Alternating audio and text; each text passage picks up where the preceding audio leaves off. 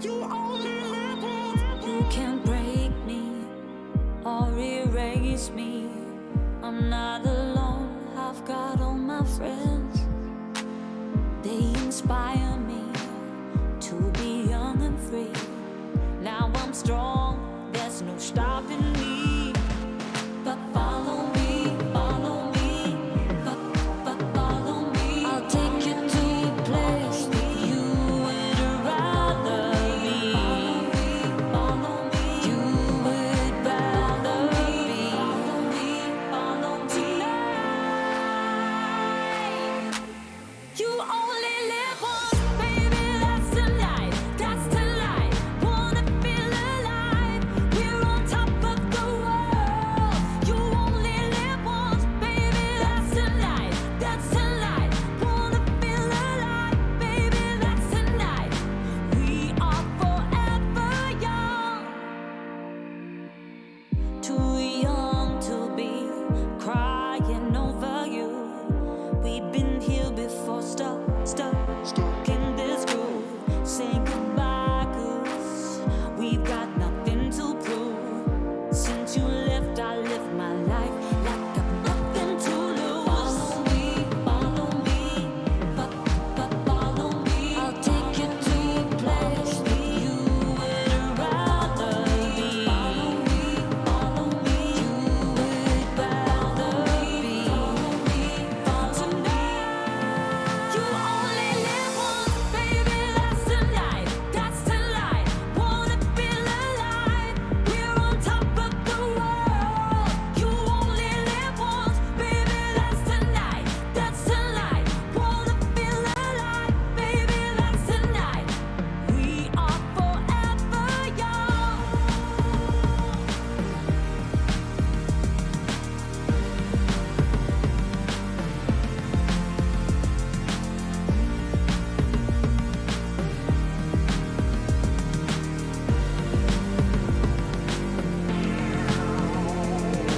Look into my eyes and you can follow me. I'll take you to a place that you would rather be. Follow me, follow me. You would rather be. Tonight, you only live once, baby. That's tonight, that's tonight. Wanna feel alive? We're on top of the world. You only live once, baby. That's tonight, that's tonight. Wanna feel alive, baby. That's tonight. We are forever young, baby. That's tonight, that's tonight. Wanna feel alive? We're on top of the world. You only live once, baby. That's tonight, that's tonight. Wanna feel alive, baby. That's tonight. We are forever young.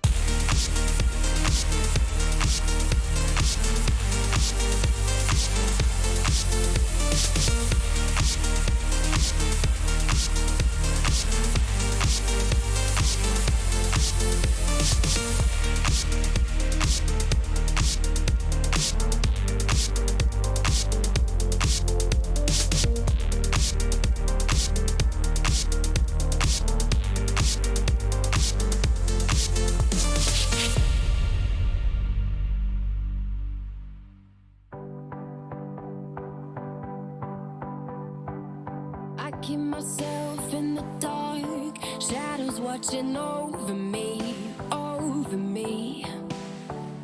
You flicked the switch, made a spark. From then on I wore my heart upon my sleeve. With you I bear all the scars. I was left with paper skin. You let me in a different home, broken start. Baby, where do I begin? I begin. Rising up, we touch the sky. Won't be promising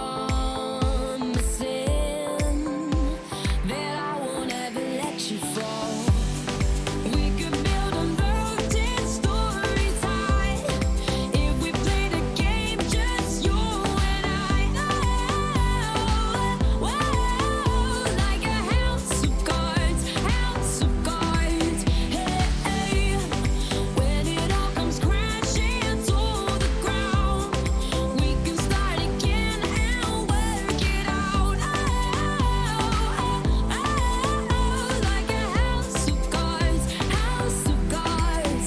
Hey, you found me after the fire, like a diamond in the rough. We're strong enough, raising the bets, pushing higher, risking everything for us. It's all for us.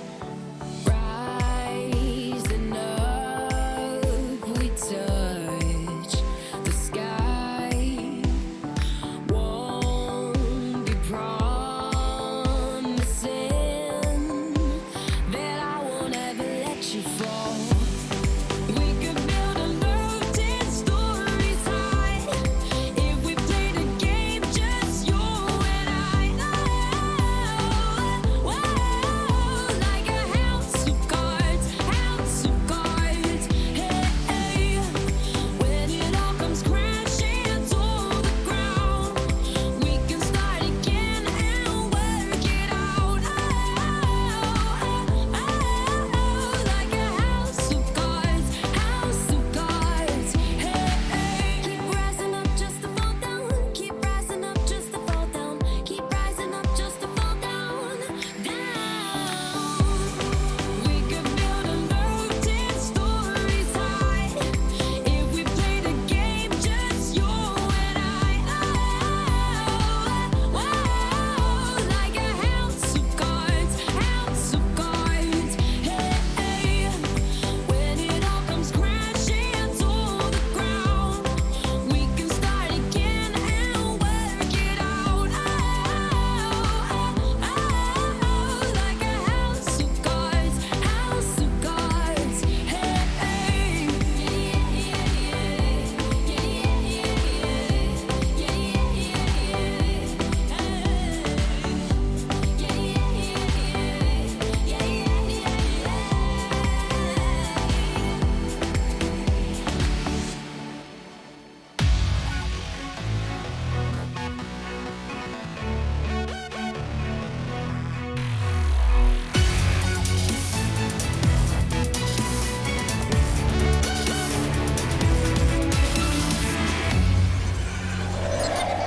Hello once again and welcome to EPT Retro. It's the show where we take a retrospective look at the early seasons of the European Poker Tour. 2010 No Limit Hold'em with 2020 vision. Hello everyone, I'm James Hartigan. Alongside me, Joe Stapleton. Hello, my babies, James. I'm ready to make poker great again. Absolutely. I think it's fair to say that there's a lot going on in the world right now. We talked yesterday about how the timing of this was purely coincidental, but yes, we are providing a useful distraction from elections in the US, votes in the Commons on this side of the Atlantic. It's a politics-free zone as we go back to Season 7 of the EPT. I hope you enjoyed yesterday's action from London, which was actually the third stop of Season 7. Today we are moving on to Barcelona, which for 1 year only was scheduled in November. I'm pleased to say that only happened once. There was, however, an event in between. So we had London at the end of September, beginning of October, Barcelona in November, but at the end of October, the EPT went to Vienna. And here is a hashtag fun fact. I did not go to Vienna that year, but Joe Stapleton did. So we find ourselves in this bizarre reverse situation where you can tell an EPT anecdote, Joe, that I had literally no part of from the early seasons of the tour. Yes, not just an EPT anecdote, but an EPT big game anecdote. I was working on the big game with Amanda Leatherman, who you guys now may know as Amanda Negreanu. And this was back in the early days where Daniel was courting Amanda, and Daniel said, I made an EPT final table in Vienna. I would like you, Amanda Leatherman, to come. And she said, I will not come without my chaperone, Joe Stapleton. And literally within 12 hours of this offer being made, Amanda and I were on a plane to London and then to Vienna. And it happened over Halloween weekend. Like it was almost X number of years ago to the day. I mean, This was just 5 days ago and 7 years, whatever it was, 10 years ago. And so I'd spent all this money on my Halloween costume. So I brought it with me and I wore the costume on the rail in Vienna, where Halloween had not quite caught on yet. No. And I was one of the only people in a costume in the entire place. And Daniel, I think, very disappointingly went out in like 4th place or something. Correct. And even more disappointingly, I don't think he ever made it that far ever again. He did. EPT. He did. Monte Carlo, grand final. Yes, 2013, the year that Steve O'Dwyer won. But this obviously was Daniel's first real shot at an EPT win. There was a live stream from Vienna. The reason I wasn't there is I actually turned down work.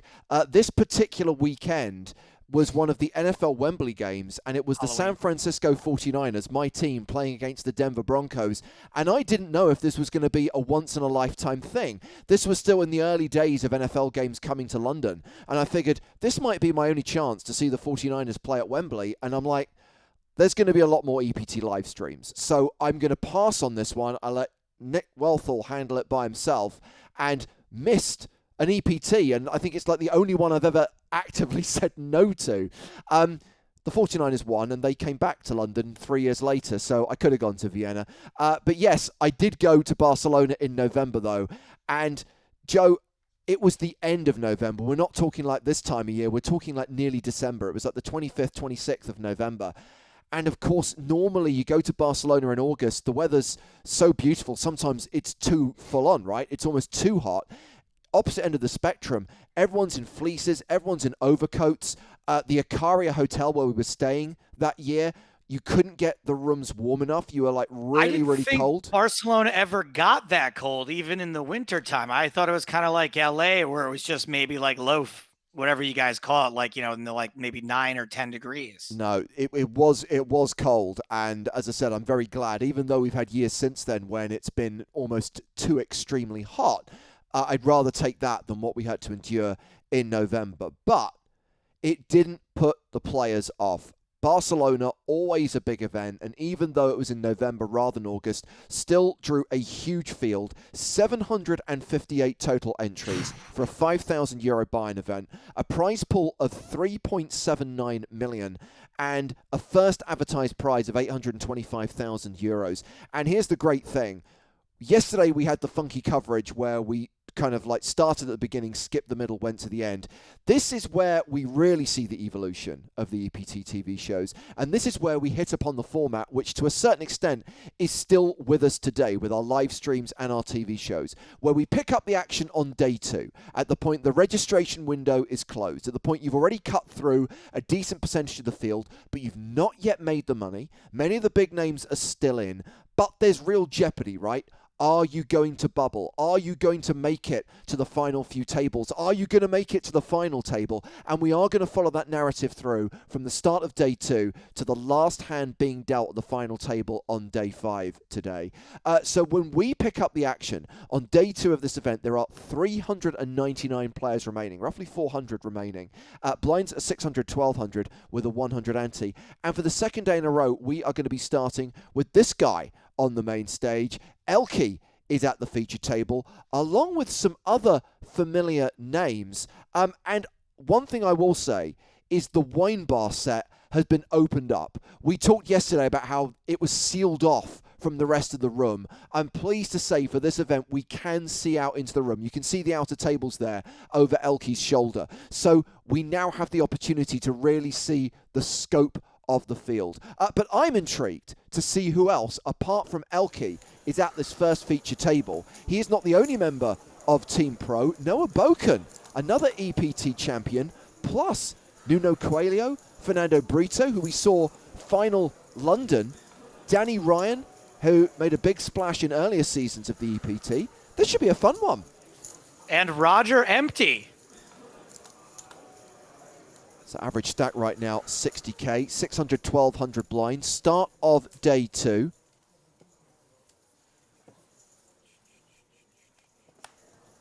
And Elke has queens. Notice table positions added to the graphics. Yes, good.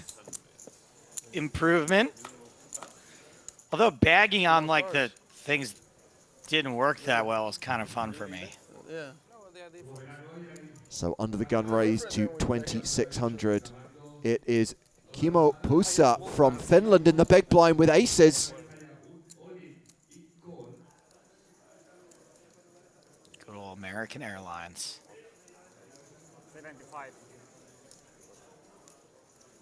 Re-raises to 7,500.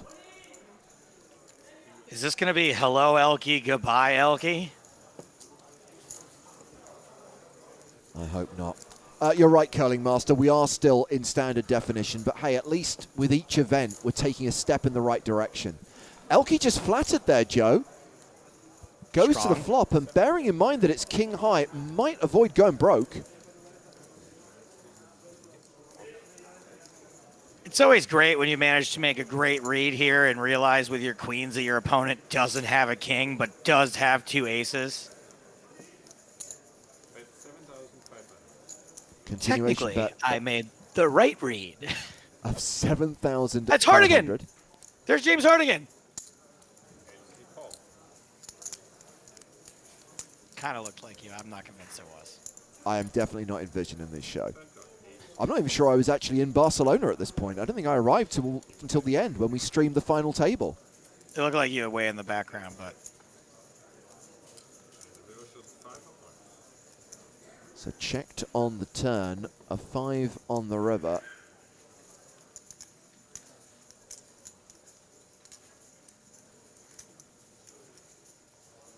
Whatever you like, yes. Wait, what am I watching here? Old series with new commentary? No, this is from 2010. But in the 2016 U.S. election, bet on Donald Trump.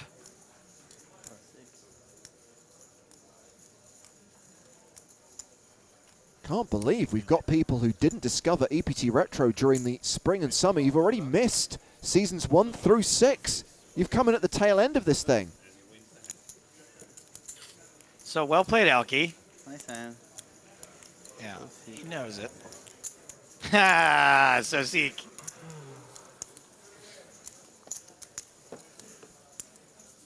So Elke, one of the big names in the field, a former champion, took down the PCA main event in 2009. Jan Bublé won EPT Barcelona in season 2. He's on one of the outer tables.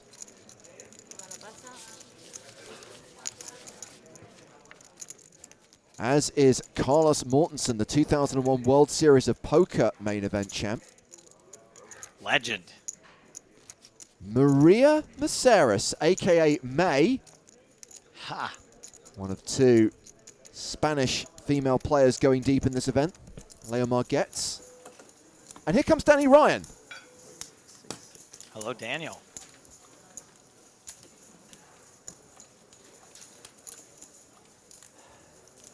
It's a talker. You decided to show up? Yeah, I was looking at table 15 over there, and I'm like, where's my table? What's up, man? Sat down at the wrong table. Got to Barcelona fine.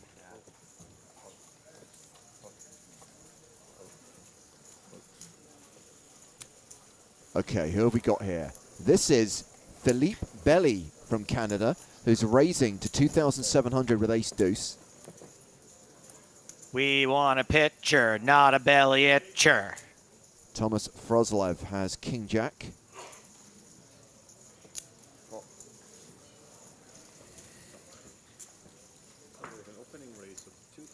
Ace 7 of hearts for Kimo Pusa. And Elke's in as well with Trey Deuce offsuit, getting a good price in the big blind. 4-way to the flop. King, Queen, 6. 2 hearts.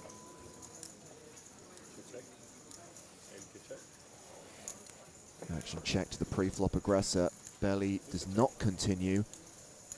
Frozlev on the button with top pair, betting into a pot of nearly 12,000. Gonna need to fade hearts. Well, how fast do you think Pusa's going to play this? I do not have a prediction. We know that there are options here. 120,000 in the stack. Liking this, by the way, that we know the stack size is now occasionally cool.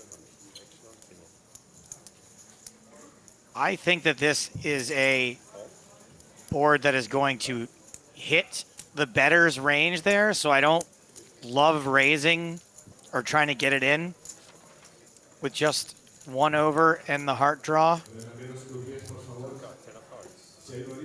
Okay. Now, hello, nurse. Yeah, interesting card. We can see it's the nut flush for Pusa, and Frozlev is drawing dead. But from his perspective, he's now got a straight draw plus a jack-high flush draw. I'm not going to be super crazy about my jack-high flush draw when I get called. Well, interestingly, Pusa decided to lead the turn. Frozlev called. Now we get the Queen of Hearts on the river. It also pairs the board. Straighty, flushy, paired board alert. I think this is a super easy check back with the Jack of Hearts. He's not checking it back.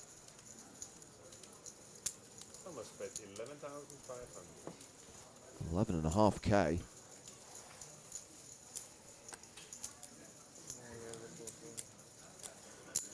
And the call from the nut flush. What's the nut flush afraid of there? Jack 9 It's a paired board. Oh, fine. 158,000 for Kimo Pusa. More than 2 times the average stack. I mean, that's even more of a check back there. I didn't even realize it was a paired board.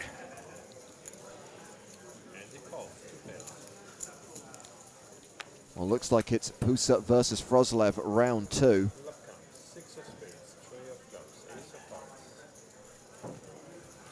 A flop neither player should be too happy about, but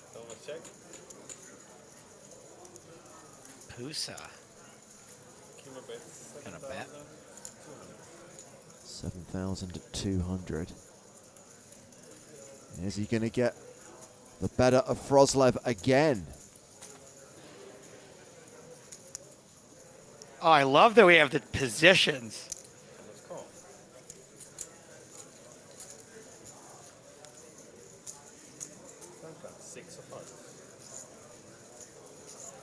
Six of hearts on the turn. Puts a flush draw out there, pairs the board. And Pusa loading up to bet again. 12,000. Confidence here to bet into the under the gun razor twice with an ace high flop. No pair, no draw. And gets a fold from the sevens. Another win for Pusa. 163K now. You can be my thick griddle cake anytime. So it looks like we're going to the outer tables, Joe. Always fun to get some action from the non-feature table. And this is an all-in. Radoslav Jednak at risk against Kevin McPhee. Dominated, ace-5, crushed by ace-queen.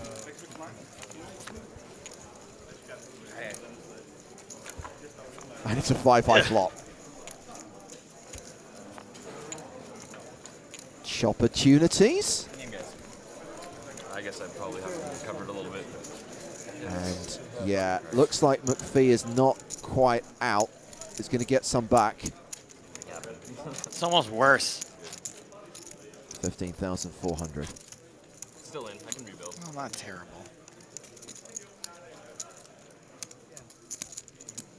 So reminder, we started the day with 399 players, now down to 342, still at the 600, 1200 blind level.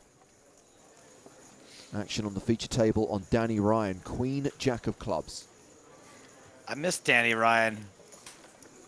We don't really see much of him after season 7, do we? No, I think you're right. He was a very tall chap. Maybe the planes got to be too much for him.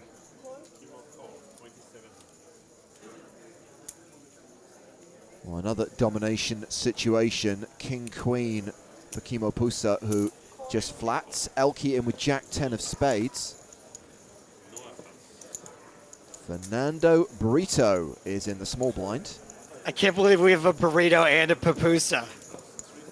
Somebody chuck me a chimichanga and we'll complete the trifecta. With both blinds folding, it's three-way to the flop, which is Jack 10-5. It's top 2 for Elke. Top pair for Danny Ryan. Open-ended straight draw for Pusa.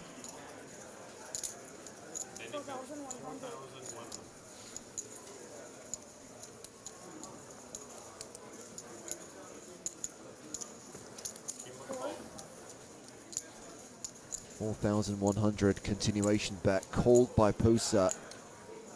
Elke, get some chips in, buddy. You know you want to. Might be time. Might be time to thin the field a little bit. Obviously, something you can get value from here. Raise size is just over 4x, okay.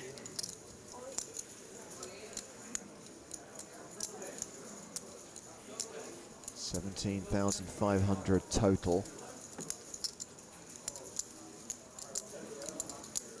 Seems like a spot that you can ditch top pair without a great kicker here. Yes, you're going to be up against some semi-bluffs.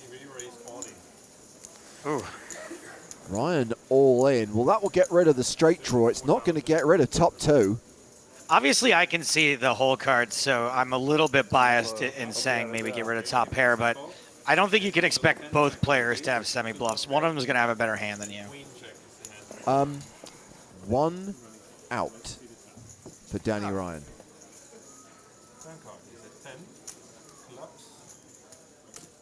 None outs for Danny Ryan. Opportunities? Question mark. No chop. Danny Ryan eliminated. Never play against Elke. Never play against Elke. Sick flop. Pretty sick. Look, man. Thanks, Here, Danny. Elke now up over 100K. Huh? He could fold. He could fold, yeah. I'm never gonna bluff. I'm gonna have like at least it's queen of hearts. It's queen of hearts or something like that. I mean, I'm gonna have ace queen of hearts or king queen of hearts or something. Or like hearts and good shots at least. But it's never. All right, you got his chips. You don't have to put on a clinic. First draw, at least ace high first draw. Then he has like 55 or something. Yeah. So I'm never gonna have like jack 9. Well, we join this hand with the cards on their backs. Fernando Brito all in and at risk, flipping with ace-king against queens, the sickest and classicest of all races. And here it is. It's 9 deuce. Jack 9 deuce on the flop, queens holding. Queens are in the lead. Fernando needs an ace or a king to stay alive. Turn card. Here's a 3. Ace or a king needed on the river for Fernando Brito to survive. Fernando, one more card to come. Fernando needs an ace or a king. And here's the river card. It's a River jack card of is clubs. another Jack, queens hold. Fernando Brito, 7th place finisher, I believe, in EPT London earlier this season. Busts on day 2 of Barcelona from November 2010. Eliminated Brito. Let's talk about it. And Poosa's worm is moving in the right direction. I still have no idea what those mean. The outer tables where we find Ramsey Gelassi in a hand against Roberto Romanello. Gelassi all in and called and dominated. Domination Nation. You always have to wait for hands. I think those clubs. Oh, too late. Now, if this had been for TV, I'd have had the joke in there, but. You need to be quicker, Joseph. Something about how the clubs look like flowers, and then the flowers look like blossoms, gin blossoms. Hey, jealousy. We would have got there. And we would have cut it out from the TV show. Roberto Romanello up to 190,000. Ramsey Gelassi eliminated by the looks of things. And we can see that Romanello is now 3rd in chips. Kimo Pusa, who is at our feature table, is 2nd on the leaderboard. It is Loic Zar, is that a typo? Who is currently chip leader. Wasahabi says you had 10 years to think of a joke. Yeah, well, you had 10 years to think about your band. Massimo De Chico has come to the feature table. De Chico. Blinds now My 800, name 1600. is De Chico. But you have a nice model.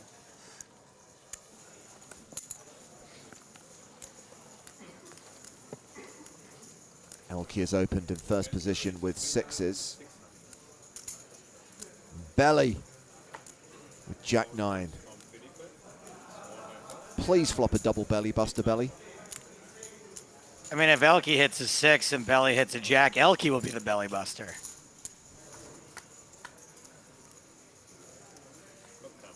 Eight, 5, 5. 6s are still good. Should point out that Pusa's involved in this hand as well. Called out the big blind with Queen Jack.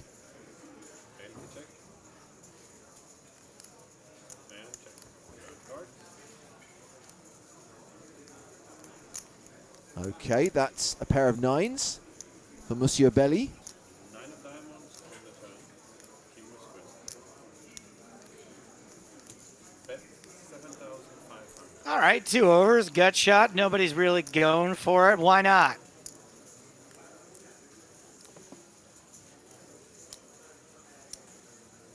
Elke. Elke call. Makes a good read against the Queen Jack. Losing to Jack-9, though. Felipe call.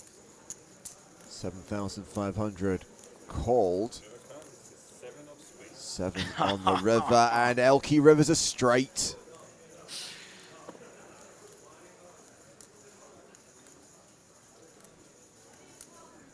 Kimbo checks. Checked to the Elkster.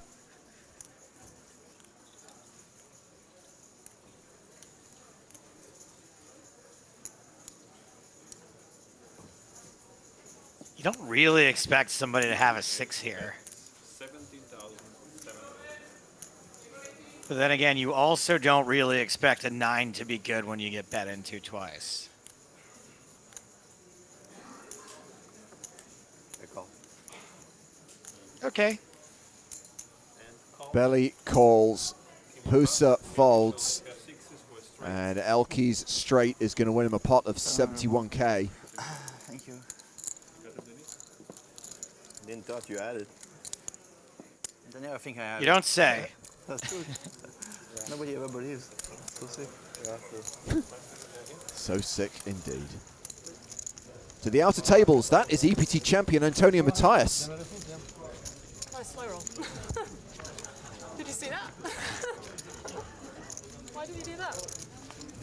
Liv Marie feels she's been slow rolled by Matthias. Justified, I think, on this We occasion. did not see it. Why didn't we see it? Guessing the cameras didn't get there in time. Oh boy, she is not happy. I don't think he has any idea. Slow roll me. I don't understand. I don't understand why that happens. Nice hand. I would guess that It's Matthias did unnecessary. not It's mean to unnecessary. slow roll her. Yeah, seems unnecessary. I would guess he was just slow in turning his hand over because he was waiting for some kind of instructions from the dealer. I'm going to give him the benefit of the doubt there. I understand that Liv's upset in that situation. You would be, but I don't think it was intentional. He doesn't look the type of person who's going to do that in a Sean Deeb-esque way to needle someone. I also think that Liv's relative inexperience at the time made her react differently than she probably would now. Anywho, we're sweating with Elky Joe. We're playing this hand from his perspective. It started with a raise from Belly in the hijack. Elky is in the small blind and has ace-jack. Okay. Man, I've sort of waffled back and forth as to whether or not I want to 3-bet from the small blind with ace-jack or just call. I think either one is fine. Big blind pass, 2 pairs. Thanks, Noah. And with Coelho folding the big blind, we're going heads up to the flop. And the flop. That flop is 8-7-4. Classic ace-jack flop. Yeah, this is why I lean toward not 3-betting.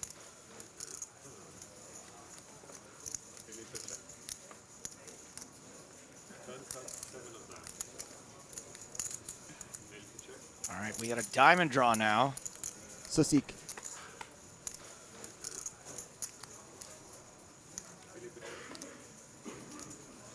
This is a hell of a sweat with hand.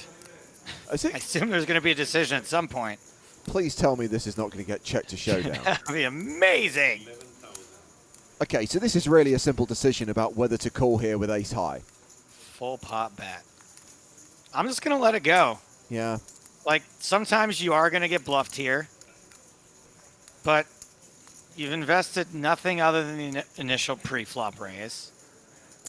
You're losing to some bluffs. Elky calls. Oh, he's not going to like that. Belly river to 10. Domination, rotation. I'm going to say that unlike the one we had yesterday, that was not such a good sweat with hand.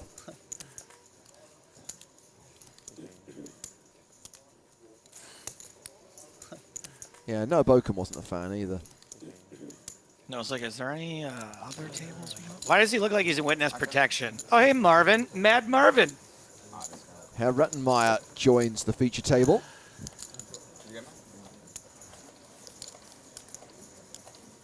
Another guy who was about as big a poster boy for the EPT as you could be for a while, and then Yeah. eventually just faded into the background. Worth highlighting that we're already down to 263 players.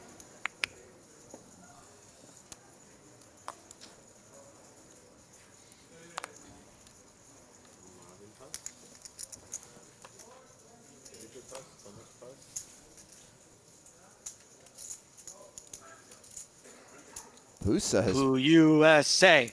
USA. He has USA. very much been the table captain and raises here from the cutoff with Queen 10. Elky on the button with 8-9 of spades.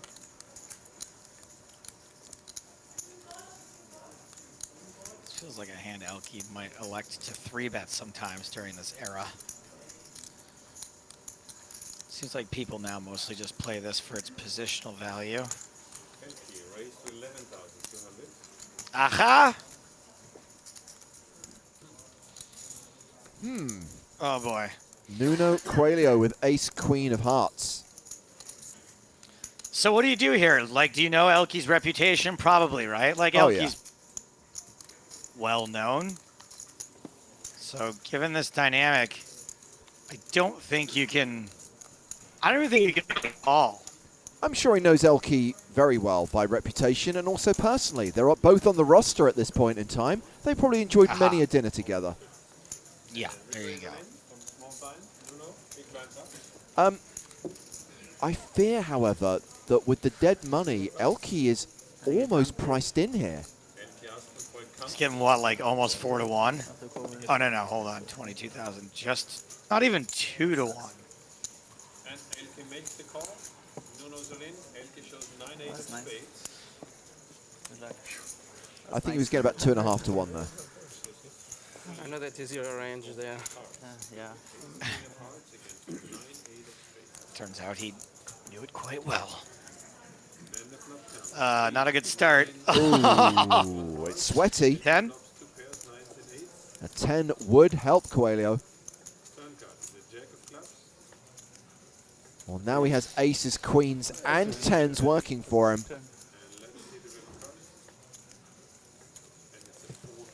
But it's a brick on the river, and Nuno is busto. I can take it right out of this head now. Elke's got about another 18 months of running like that. Yeah, now everybody knows that. Now everybody's gonna know I don't have. And that's when I 3-bet. I don't have to. Yeah, that's when they found out. And that's when it all went wrong, when we televised that hand. Georgios Sissimopoulos comes to the feature table with a stack of nearly 47k.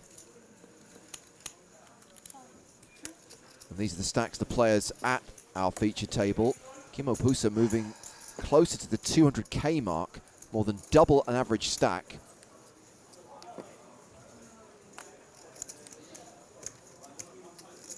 You think Marvin's covering up a hickey? I bet he is. He's had a lot of fun.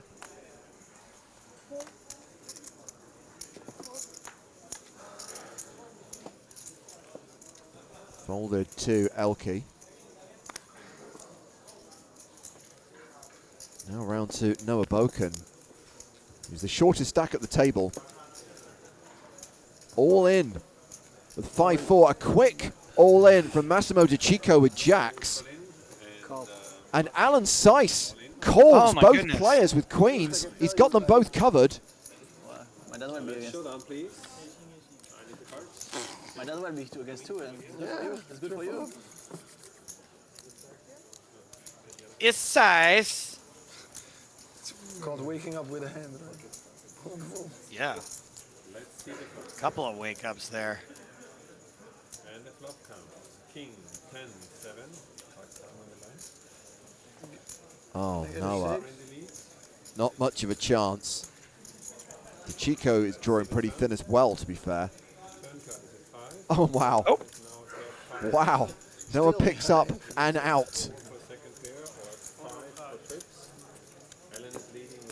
You're gonna do it? No, you touched me. Runner, 2 pair. Alan. No, you do it. Boom, 4. That is a double KO. Seiss' queens hold. Noah Boken and Massimo De Chico both eliminated. That was a Seiss cold deck. Johnny asks, are these guys commenting from a studio? For the first 6 season retros, they were doing it from their homes. We are still in our respective homes, Johnny, but our homes over the last 6 months have become more and more like studios, as is the nature of the new normal. Taking a look at the outer tables. Still more than 200 players remaining at this point on day 2. Kevin McPhee, we saw him crippled earlier on, now eliminated. Kevin Starney won Talon at the start of this season, he's gone. Jonathan Lodden will not cash this event.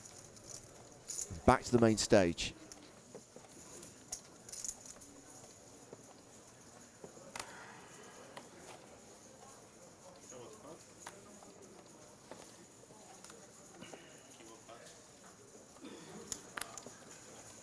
They found a hand Elke won't play.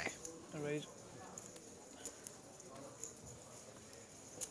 George raise, 3,700. Disgusted.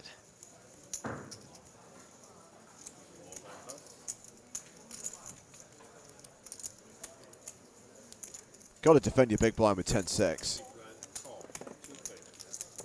Just to be clear, you don't. Wait, what? No, you don't. I kind of said it as a joke, thinking he was going to let fold. it like. I was like, just. It was a delayed reaction. I was like, wait a second. Well, I guess part of me knew he was going to defend, because otherwise they wouldn't show the hand. I think we're long past the days of raise and taking it make it to the shows. Well, in his defense, he's going to have way more 8s and 5s in his ranges, in his range.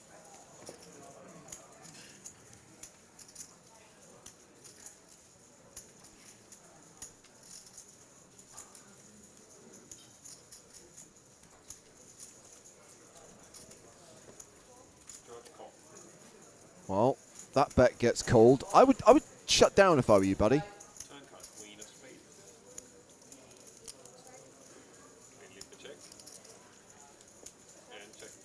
See, I think you have to double barrel that. Maybe you hate the queen. I don't know.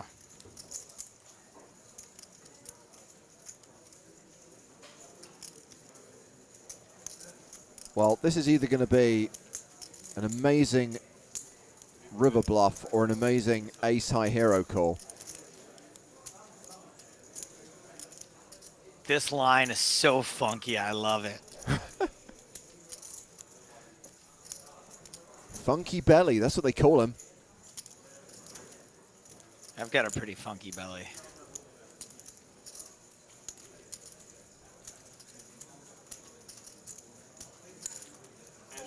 Wow. It is the ace high hero call.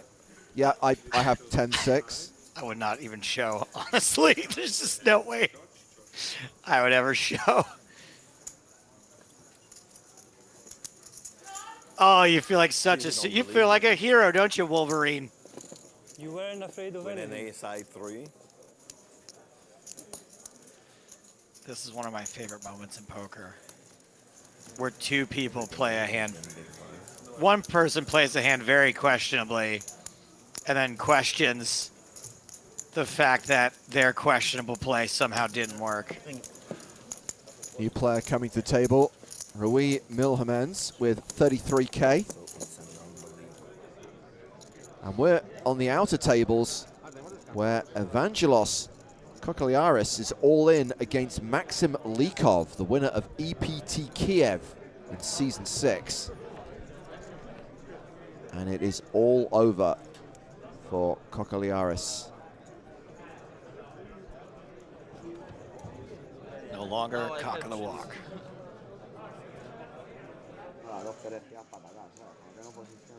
Jan Bublé among the big stacks with 183K. A former Barcelona champ looking to win his second EPT title. And we have Luis Rufus at this table, who is a very big stack. I guess we're looking at some of the chip leaders right now. Christopher Thorson. And Elke, who's got 150K on the main stage.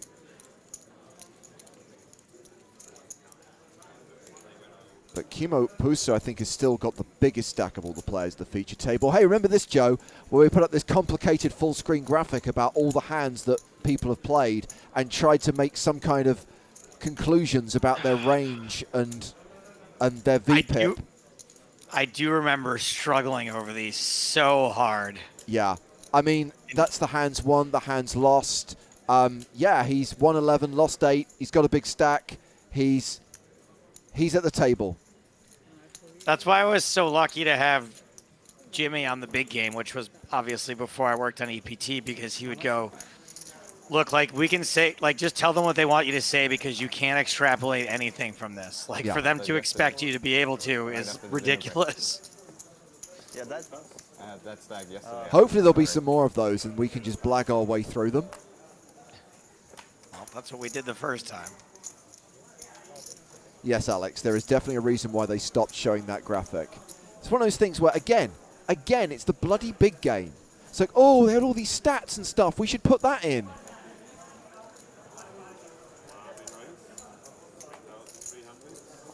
I mean, occasionally the stats you could say something, right? Like if somebody had like an 80% VPIP, then okay. I basically should write a blog article. How the big game ruined the EPT. From the set to the graphics to how the event should be televised to then when it finally got cancelled and we got stuck with the commentator.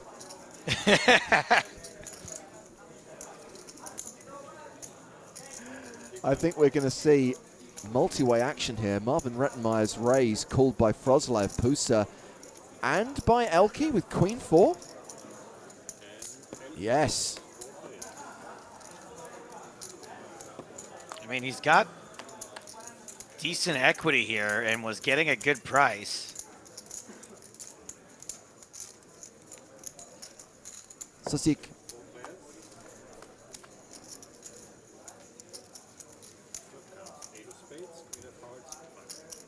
Okay, queen high flop. The flush draw for Pusa. And this is going to get checked around, so we're going to see the turn card for free, which is the 9 of hearts, a small flush for Pusa, who now has his opponent's drawing dead.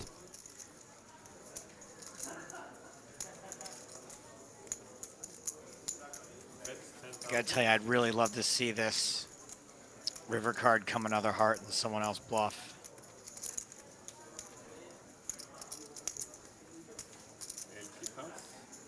Good fold by Elke.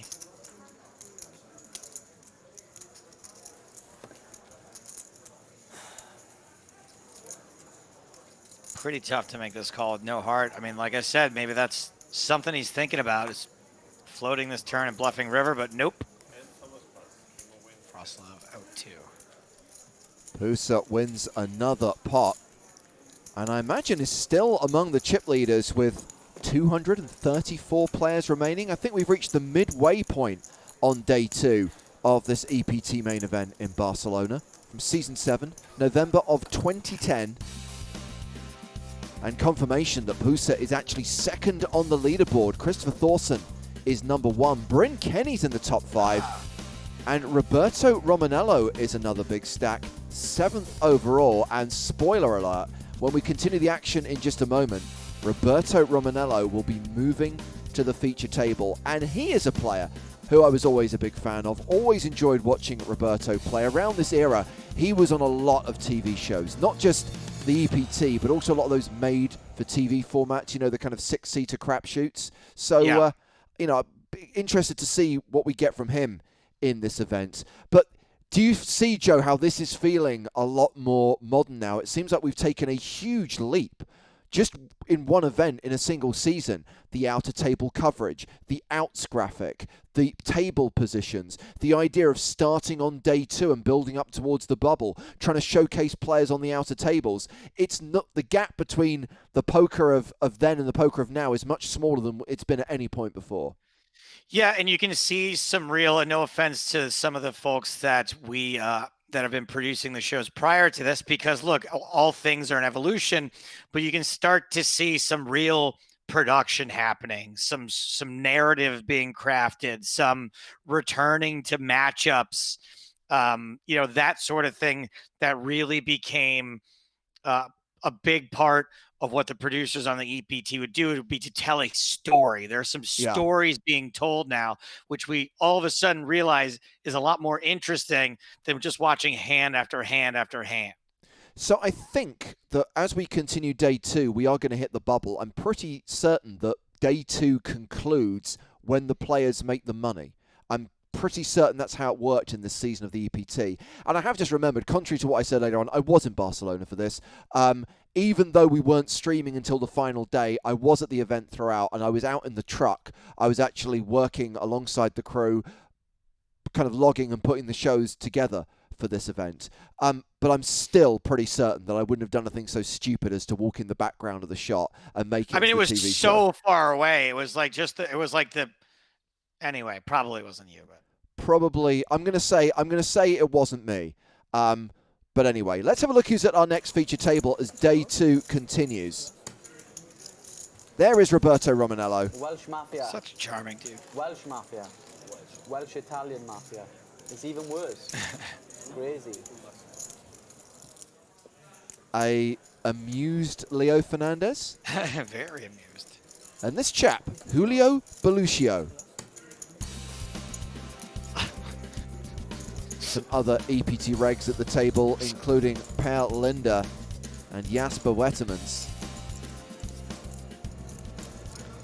Blinds I right can't now, get over it. 1,500, 3,000. Fewer than 200 players remaining. What's wrong, Joe? I can't get over this Julio Beluccio guy. Oh, wait till you see how he stacks his chips. Let's give action to this table. I will do an estrado. Is he 50 or 22? It's the same. Yes. You're raising in the dark. Yeah. I don't see my cards, and these 6 are there. It's not in the pot. You gotta. I need the cards first. I don't see it. Yeah. So you raise in the dark. Yeah. It's a straddle, but no re-raise. I loved Julio Style. You understand? Beluccio and Casa de Animal. This is the reason. Sideways chip stacking for the win, Joe. Okay. The more table. I will allow it. Now I see my card. And now we have a blind under the gun raise from Beluccio. Great. You enjoy life? Yeah. You enjoy. Yeah, but that you must do after also. Huh? You must do also. Everybody must. Very good. Yeah, but can you do it? I don't think you can. Yeah. You haven't got the, the kahunas. I make if you make. Can you do it? If you do. You want this contact? Huh? You want If this? everybody does it, I do it. I won't do it. You don't want the contact. You have action. I got a bad look-alike for Miller. You're right. You have. Well, Ori Miller has 3-bet because he's got pocket nines. Who's your lookalike? Who's that guy from the league who lied about being in 9/11? Oh, yeah. He looks a little bit like the guy from Panic at the Disco. Steve Ranasisi. I'm all out. I thought his name was Brandon something. Perfect. I already know this. It's absolutely perfect. Of him, no.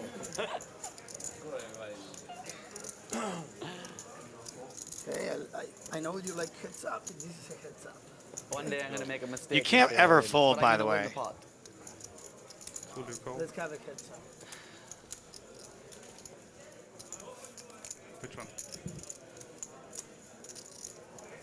5. Wow, top set. So, 9 of spades, 8 of spades. No ace for Beluccio. 5. You check in the dark. You check in the dark. So you check in the dark. Raising in the dark, checking in the dark.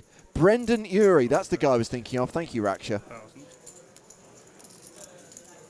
Did the song with feel Taylor like Swift.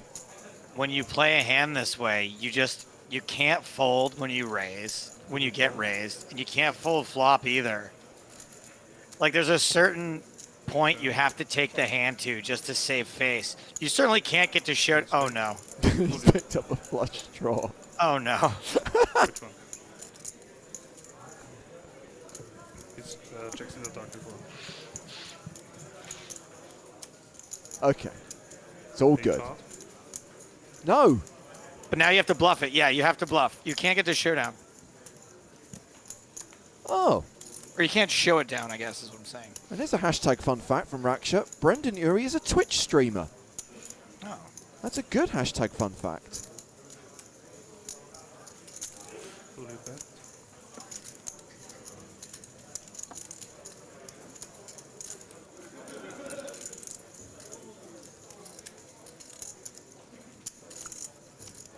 It's just never, ever happened to any of us.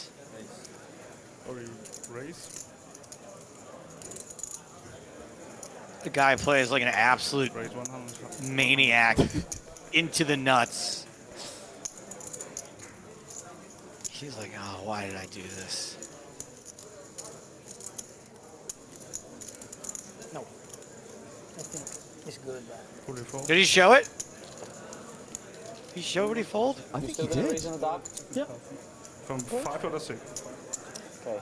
I don't Nothing do about that hand hand made sense raising. Here, from his like perspective. the ace.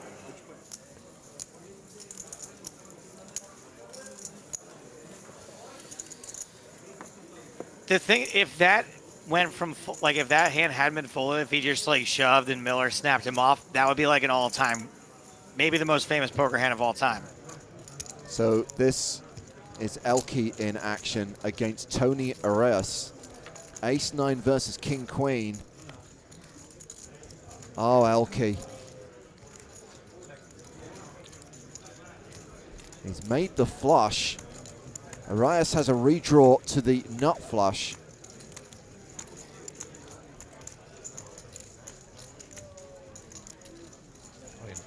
Elke bets. Arias moves all in. Elke calls. All right, I call, I guess. No. There. Blip. And that will be an elimination. Tony Arias busted by Elke. Adios. Adios. Taking us down to 179 players. And just a reminder, 112 get paid in this event. Elke up over 200K now. And back to the feature table where we're going to sweat with Roberto Romanello. Blinds 2,000, 4,000. I'm going to tease you all day, all night. Tease away. Okay, here we go. Ori's blind. King of diamonds, 10 of diamonds. Late Sure, position. hijack. Yep.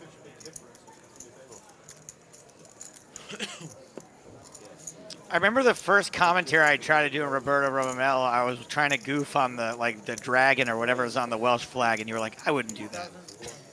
Yeah. And it's low. Yeah, normally you just say what is number broken up, like this is where something for your sponsor. Oh, here we go. Beluccio. Okay, Queen 9-3. How wide is Beluccio's range here? I don't know, a calling. I'd say pretty wide. He seems like the kind of guy that just plays the hand when he feels it. Buenos Aires. Is he announcing Buenos Aires as a bet size? No, someone asked him where he's from. Okay.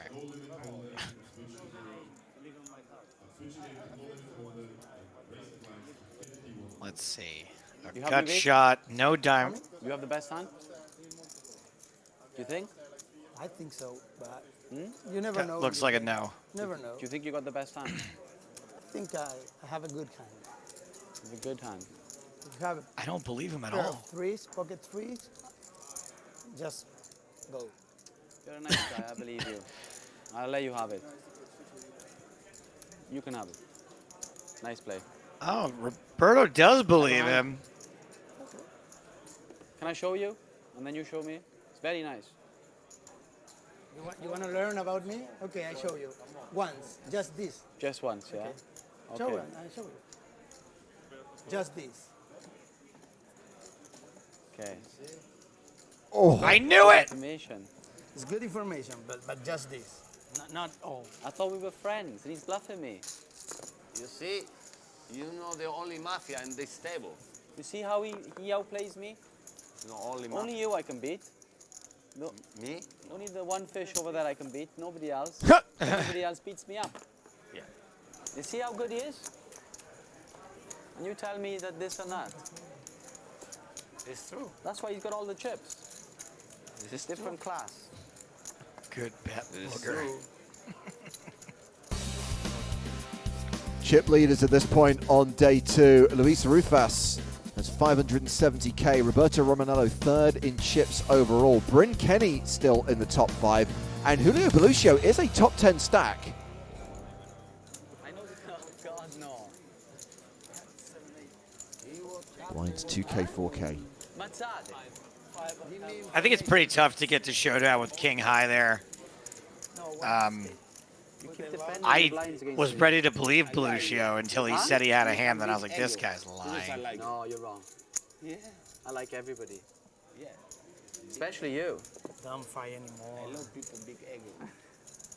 Like you. Roberto Romanello has big slick, ace king. More than you. And a big ego. I am ego friendly. You crazy. Very crazy. I'm Crazy. absolutely. Different history. He's raised to 9,300. Julio Beluccio Let's has the snowman's num num. play that. It's not too much.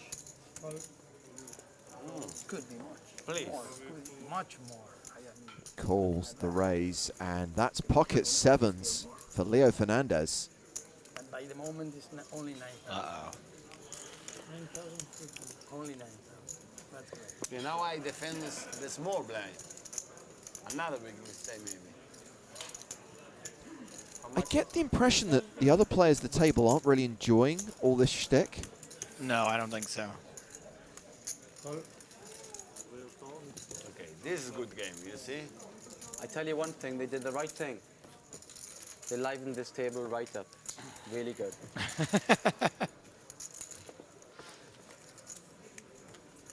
He's like Eddie Sabat's dad. Ooh. Ace, queen, 8. Top pair versus a set. Check's good. Action check. Wow. To Beluccio with the set of snowmen's. Romanello thinks he's trapping with top pair, and this is what's frustrating against playing against a guy like Beluccio is he's just gonna like donate chips here so often with such a wide range of hands, but every once in a while he's gonna broken clock it. Flop gin.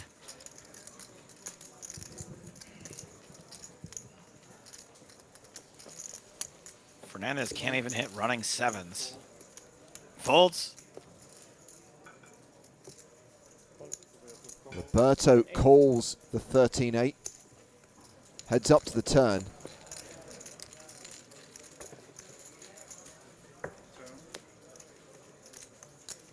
Five of clubs. Romanello does pick up the nut flush draw. You know, Beluccio checks it now.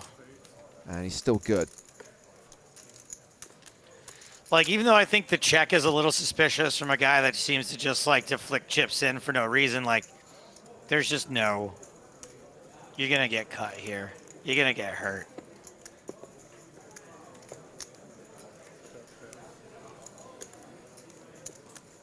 Roberto bets 13,400. Gets called. And Beluccio tables the winning hand. I got away cheap. I checked. Swap. That's okay. I lost the minimum. Yeah, the flush was for you. Great for you, the flush. And I got that flush draw as well. Flush, great for you. Beluccio slowed down by the clubs on board. Okay. Cheap game. So.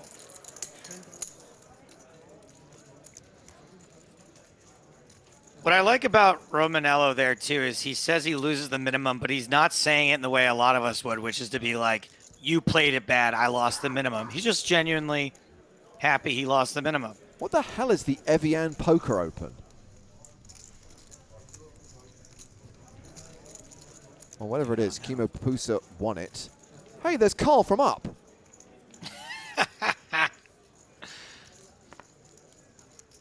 Konstantin Puchkov in a hand against Elke. And Puchkov has flopped top pair.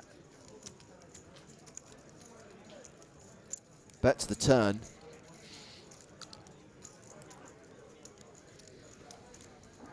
Not a lot of ways for Elke to win this at Showdown. Yes, Raksha, I'm also sad I watched the movie Up. What a waste of time. Joe, I have a mute button for you, and I'm not afraid to use it. 15,500. Nice try, Elke. Sisik. Puchkov just snaps Elke, too. Doesn't even think about the hearts.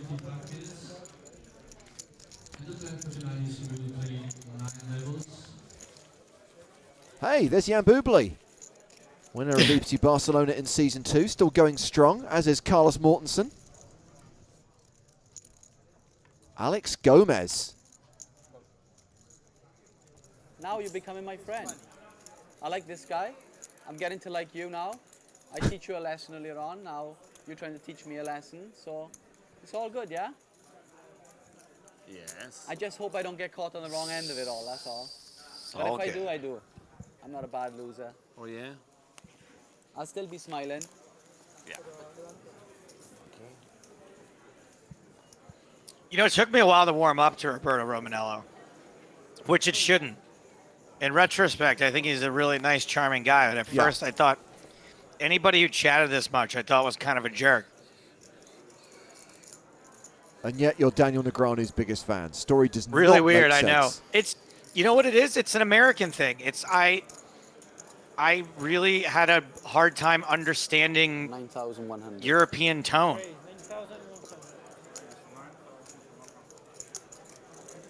Well, Roberto's opened here from under the gun +2 with ace 10. Ace 6 of hearts for Julio Beluccio.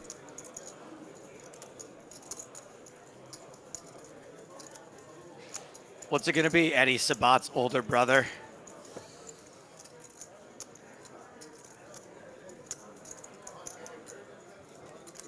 Also, who wore it better for these two perms?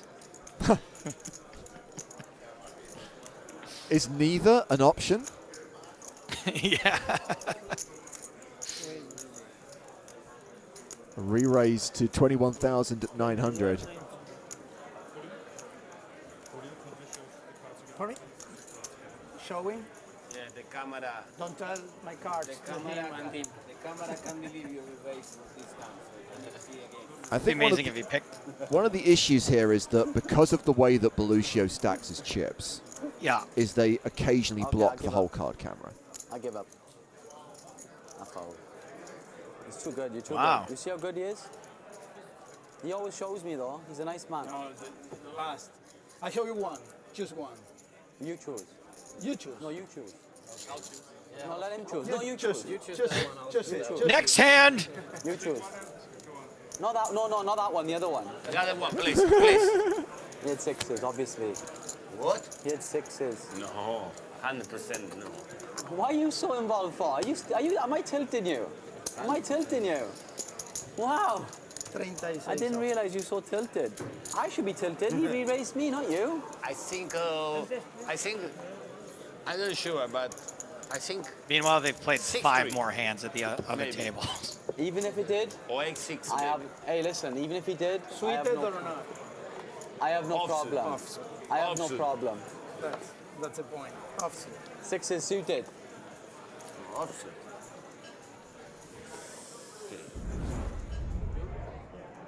Ah, we've waited so long to have Santeri Velikoski at our feature table. This is the moment. They needed to balance the hair ranges. Line still 2-4, 132 remaining. That means we're roughly 20 off the money. You know what happened?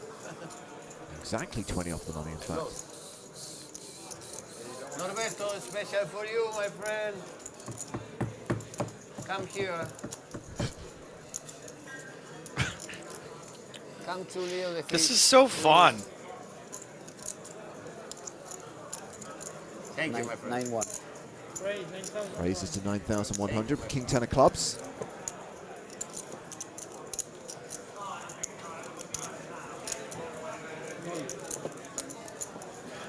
May I go with Norberto or you want just Norberto?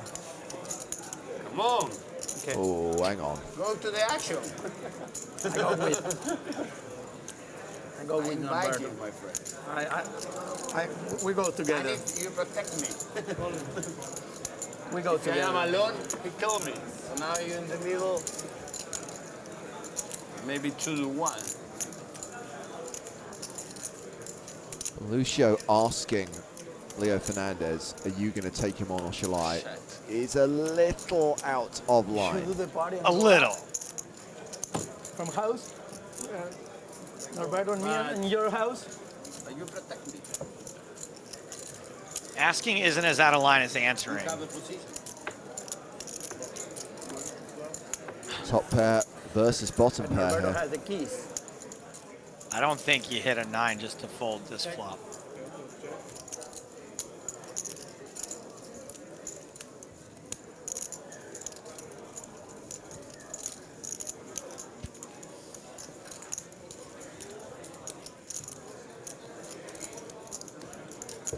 Well, this is where Roberto gets some back from Beluccio. 13,300. You know, James, I'm going to wait till we got a nice shot of Beluccio again. I just realized something. Not Belucio. Show me his chips again, will you?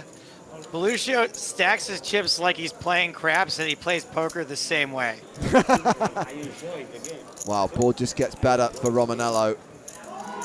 Flush draws, straight draw. Still way ahead with top pair.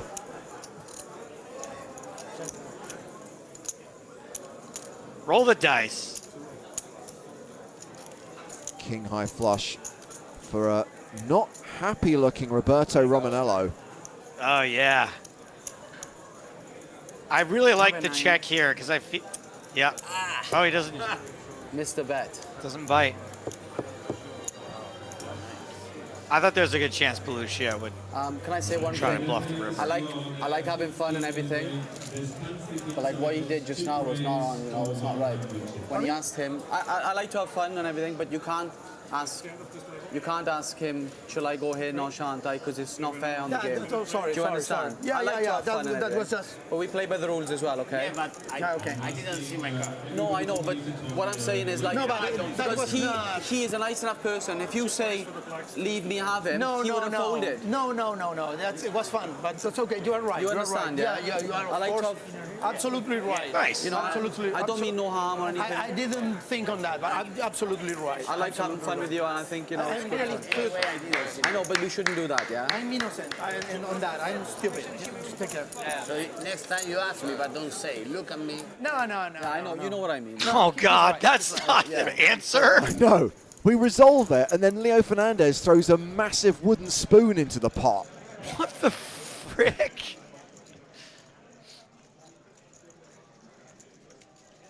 Elke, Pusa.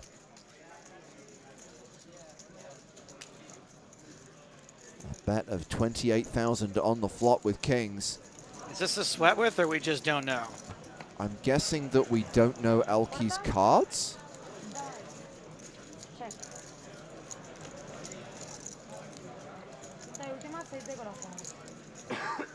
That was an intense flop zoom. Size of this pot. Check.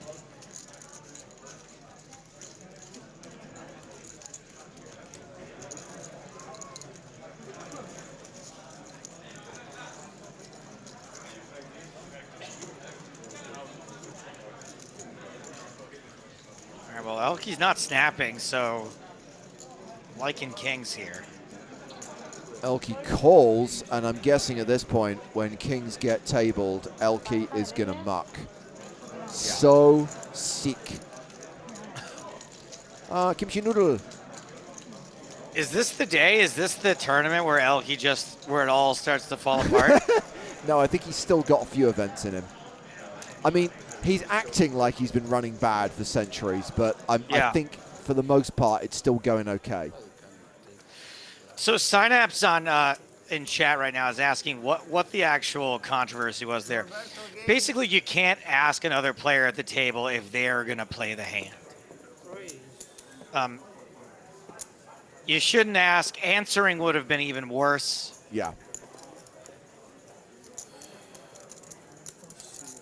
It's more or less colluding. Yes. You can't team up against another player at the table. Julio Belucio not going to roll the dice on this one. Boo.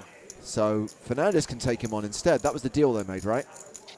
He said, just look over here next time. Yeah, Jesus Christ. Fernandez does have a legitimate hand. Snowman's, num num.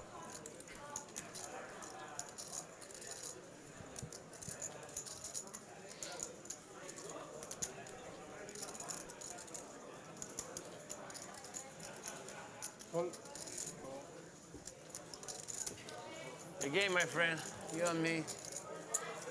Smile, come on. Ace, King, 9. Gut shot for Roberto. Why do I get the impression that Roberto just wants to bust Leo Fernandez so bad? I mean, everybody wants to bust everybody else, but yes, there seems to be a little more in it. Yeah. At this point. This time, it's personal.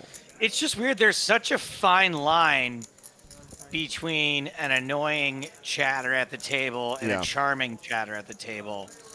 And I'm not going to say who's who at this table. Good game, my friend. I almost call with ace 9. 6-7. Ace 9, you almost called. You cost me a lot of money. I wish you did call. Really? You can see in yeah. I don't have to lie. You can see in the TV. You're a lucky man, because you go broke, yeah? Yeah. You pay me, yeah. Everything. Ace king. All I know is I had the best hand. It's 2 on 3s. No. Better ace 9. It feels like things are escalating a little Big blind? emotionally. Lucio and Romanello, the two biggest stacks of the table, with 122 players remaining, with 10 away from the money. Hey, look, David Krumholtz is going to play a hand. His name was Malcolm. I rest this hand. Oh. Good. Nice cards to rest. Nice.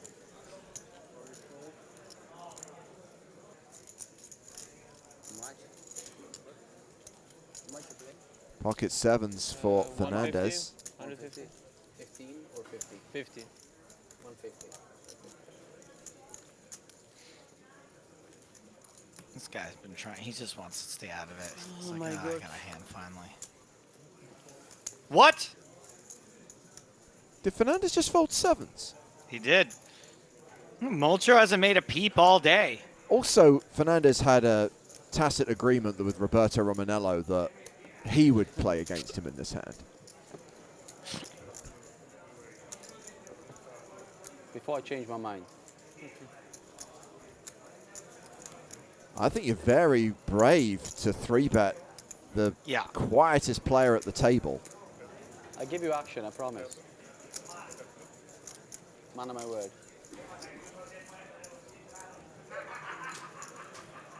He can't get Belushio, so he's just going to go for the guy who looks like You're beating me. Belushio. Good luck to you.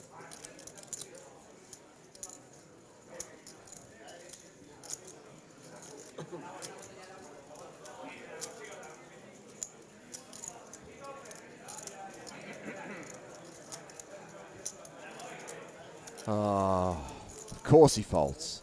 I mean, how can he you? knows. He knows what I got as well, didn't you? Say it. Just say the hand I got. Ace king? You see, ace king, he says. Close. But I was playing. I love this hand. So nice. Aces. Huh? Aces. No, I didn't have aces. Maybe. I thought he might fall for it. He didn't fall for it. Too good, this kid. All right. So Now reminder. we're starting to get a little less Too charming. good. This table's too strong. Need to change it up. Romanello now with 357k. We started with 758, down to 119.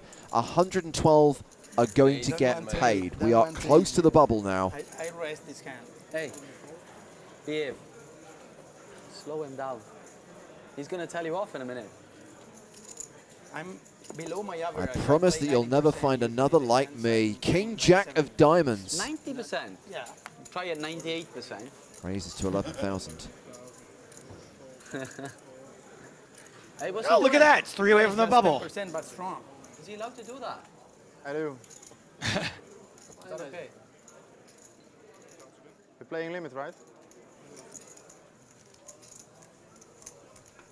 That was a joke, right? I believe so. Jasper Wetterman's all in with 10s. Not the limit part, but the asking if he's allowed to do it. I love you guys. That was a joke. Right? That was Bantz, Joe. Bantz. Okay.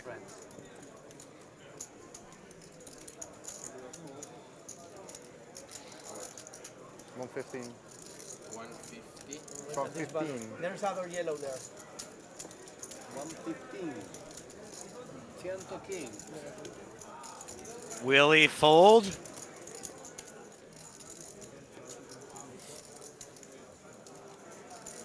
Or are we going to get a flip?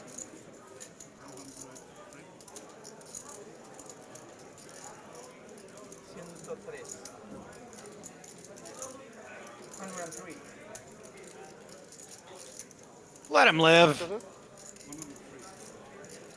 plus the 11 you put. What? 1 free. 1 free? Yeah, but you already put 1, 11. 2 free. You already put 11. Ah, okay, it's 1 or 3 it's more. 1 or 3 more. Ah, okay. It's okay. You told 115 is 114. Yeah, okay, sorry. Great. It's pretty accurate, right? Yeah. And there's the fault. Yeah, you have to show now. Sorry? You have to show. House rules. No. You can't do that and not show. You know I have a good hand. You need to sort these guys out. It's not on. He's letting everyone just do what they want. Come on, you got a chip. Huh? You got chips enough, so let me have some. You know when I have enough chips is when nobody's got any more.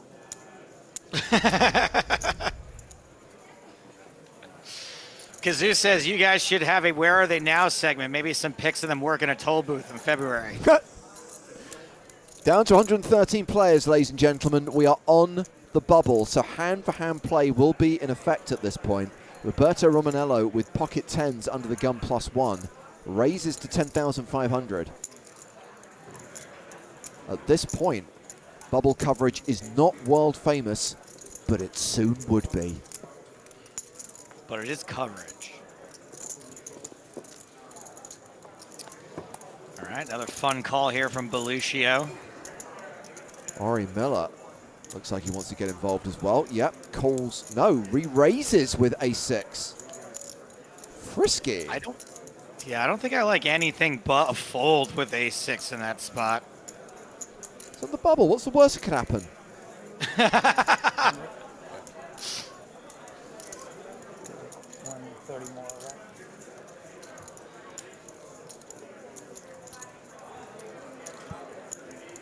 How many do you have in yellows, my friend? How many yellows do you have? Do you mind? Do you mind? 200. Can you count them for me? Do you mind? Yeah, I've just counted, but I don't remember. 220, I think. I mean, if you're going to stack your chips like that, you got to count them up, I guess.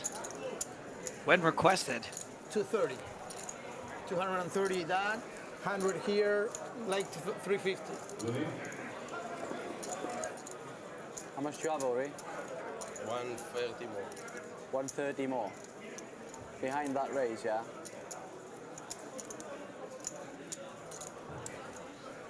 A6 offsuit is just the worst. I pass. But I think it's going to work, Joe. Roberto's folded tens, and I don't see Beluccio calling with 9-8 off. Is that a move? I'll show you. Okay. I'll show because I said. Just show the ace. It's a move, okay. That's okay. No, you show both. That's okay. Looks like a move. Well, if it looked Meanwhile, like a move, why didn't you re-raise? I don't have chips. No, that's great. I know. I'm hearing noises Good moment for moves. from the outer tables. Yep, probably. Okay. But I could pay him. We do have an all-in and a call. This looks like world famous bubble coverage. They're playing at the moment. 9 through 11. And we have an all-in from Edouard Devisha with queens, who's run into aces. The at-risk player dominated here. The year of Romania. Has the queen of clubs and the queen of hearts. And here it is. Flop comes. King, 3, jack. So ace is in the I lead. can confirm it is a king 3 jack flop. To stay alive. Turn card, 6 of spades. And unless there is a queen on the river, we are going to be down to 112 players and be in the money. Let's see the river card.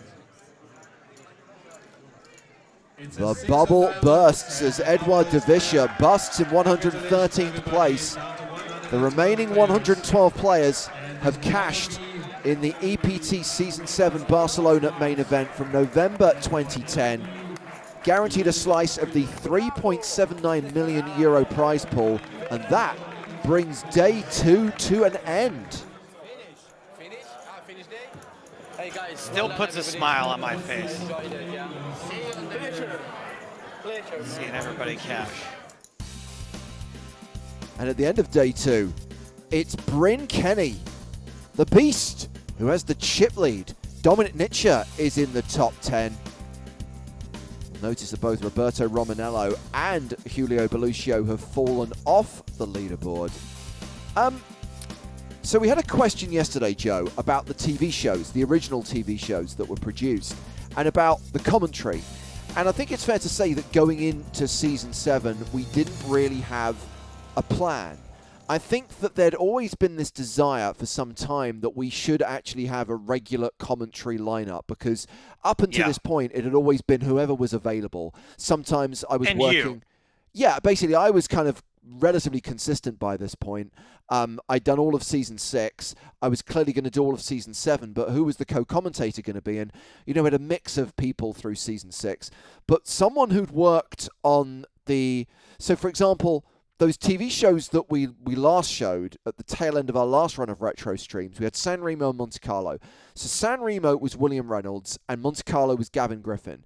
And William Reynolds was a player who we've seen before. We saw him go deep in San Remo in Season 5. We saw him win the high roller at the PCA at the start of 2010. He'd done some commentary and had been promising, but we still weren't sure whether he was going to be the guy or a guy. I think there were hopes that maybe we could persuade Daniel to come over to London regularly to be the main co-commentator on the TV shows. At one point, he was up for that. And then, you know what Daniel's like. He goes through spells where sometimes he wants to be the poker media guy and sometimes he wants to be the poker player. And when we got towards the tail end of this year, Daniel was very much, I want to play. And he just had that final table finish in Vienna. So he was very much like, no, I don't want to do commentary. I think at one point, Lex had been considered, Vanessa Selps had been considered, but again, they had other commitments. The wanting them to do every event in a season was going to be hard. And so William Reynolds agreed that he would do all of the events, with the proviso that if he made a deep run, if he featured in the TV shows as a player, we would have to use someone else. So for London, Barcelona, for all the events we're about to see, until we get to Madrid, William Reynolds was the guy. And I enjoyed working with Bill Jam, and he certainly brought his own inimitable style to the proceedings. But, spoiler alert, he does go deep in Madrid, which left us wanting of a commentator, and all the stars aligned, because at that point in time, Black Friday, the cancellation of the big game in the NAPT, Joe Stapleton was unemployed. So we were able to bring Joe. Actually, we voiced those shows in Vegas, right? We had to bring you over to Europe at that point. Correct, yeah. My first trip to Europe officially for EPT wasn't until Season 8. And even that was last minute, I believe. I think I remember getting the call like 48 hours before I needed to fly. So I'm not even sure why that decision happened so late in the game. I'm glad it did. I think it was like an overall, wasn't there kind of like a reboot? Yes, start of season 8. It was a little bit of a reboot. I think it was always planned that you were going to be there. I think the issue, Joe, was the fact that we knew we weren't going to be live streaming those events at the. Was I going to be on location or not? I think that was the question. That was the Like, question. yeah. And at the last minute, they said, yes, let's get both the guys out there because we want to shoot some stuff actually at the venue on location, even though we weren't going to be streaming the final table. A reminder that the final table of this event was streamed back in 2010, but we've got a long way to go before we get there. We are now into the money. We finished day 2, and that means we now kick off the action on day 3. So let's see who the lineup is at our new feature table at the start of the day. Jan Bublé, former Barcelona champ. Paul Berenda, an EPT reg. Alex Gomez, who made the final table of the PCA main event in 2009. There's the full lineup on the main stage. Hey, Kim Opusa is back for more. Hopefully we can bring up some more interesting stats on the hands he plays. So 100 players remaining. Blinds 3,000, 6,000. From Canada? There were a bunch of us. Just non-poker friends, or? No, they were all poker friends.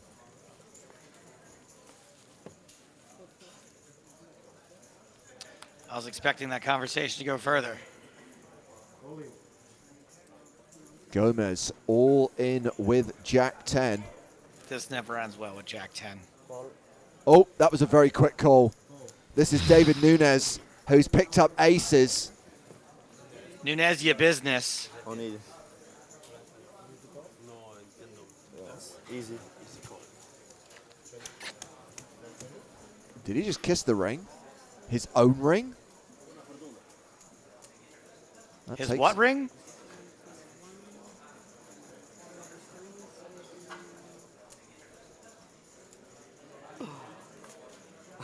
Not a great flop for Gomez. Going to need to see something on the turn.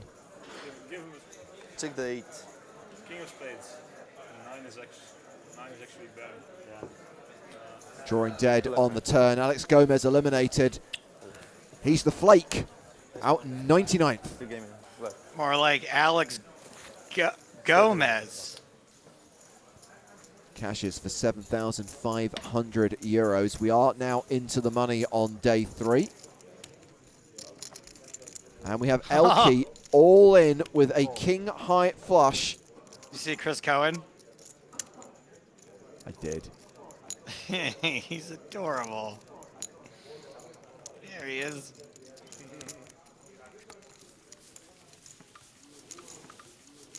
Elke gets it through. Bryn Kenny.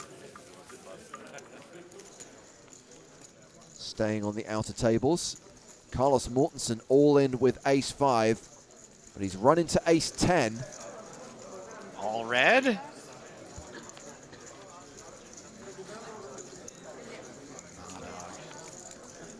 And that is Carlos Mortensen out in 90th place. Money jump. He cashes for 9,000 euros. Or like Carlos Mortensen. Toma Berda. ¿Qué nationality? What a guy. Which nationality? From here. Got a new player coming to the feature table. Hey, it's Roberto. Right. Awesome. Remember watching you on season 1 of the WPT, right? Or is it season 2? I don't remember if season 1 or season 2. Okay. Either way, long Maybe time. season WPT 2. or EPT? WPT. No, UPT, Barcelona. I win this week. Hi. I don't believe this is coincidence that like Romanello is coming up. It is a coincidence, thank you. Did Negreanu play in this tournament? I don't believe so. Johnny Unlucky. Like always counting my chips when I'm short.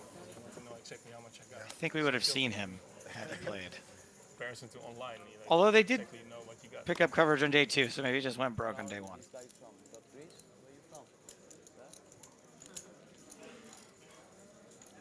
Jan Bublé, this superstar. King, queen. On the button.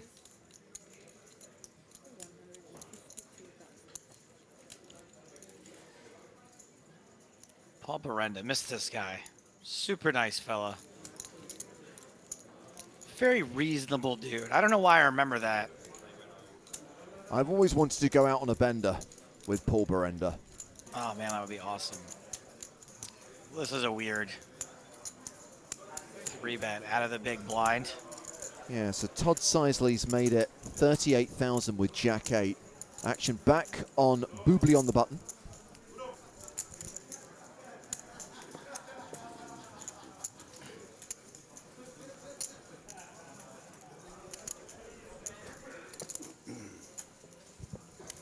And Jan folds the king-queen. Stare down competition here. I guess so. Very serious. Just a raise and a re-raise.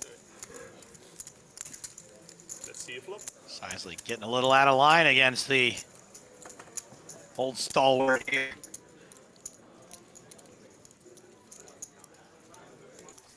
Time to sweat with Roberto Romanello.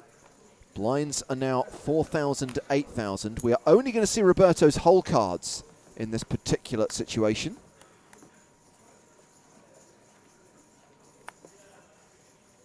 Very good. You learn, see? At least you learn. I love a good sweat with hand. I like to only see one player's hold cards. All making friends. Right. I heard the word raise there. I'm crazy. Huh? I am crazy. You are crazy. There you go. Crazy Eloy Lopez, the legend. Both. I think the story checks out. Makes it 17,500. So what does Roberto have here? Okay, come on. Let's see a flop. Pocket eights, snowmen's in the big blind.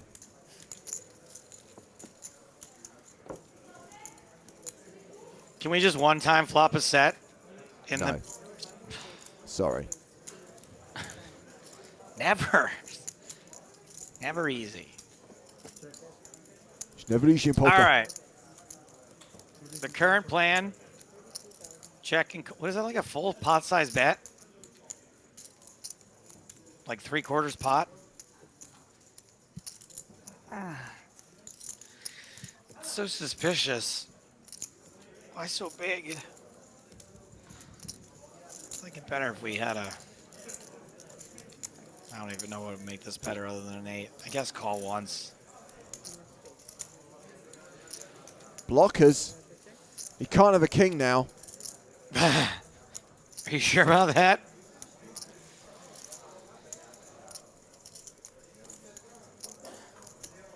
He doesn't look that happy about it, but if he fires again, I'm just ready to be done with this hand. Yeah, but he told us he's crazy.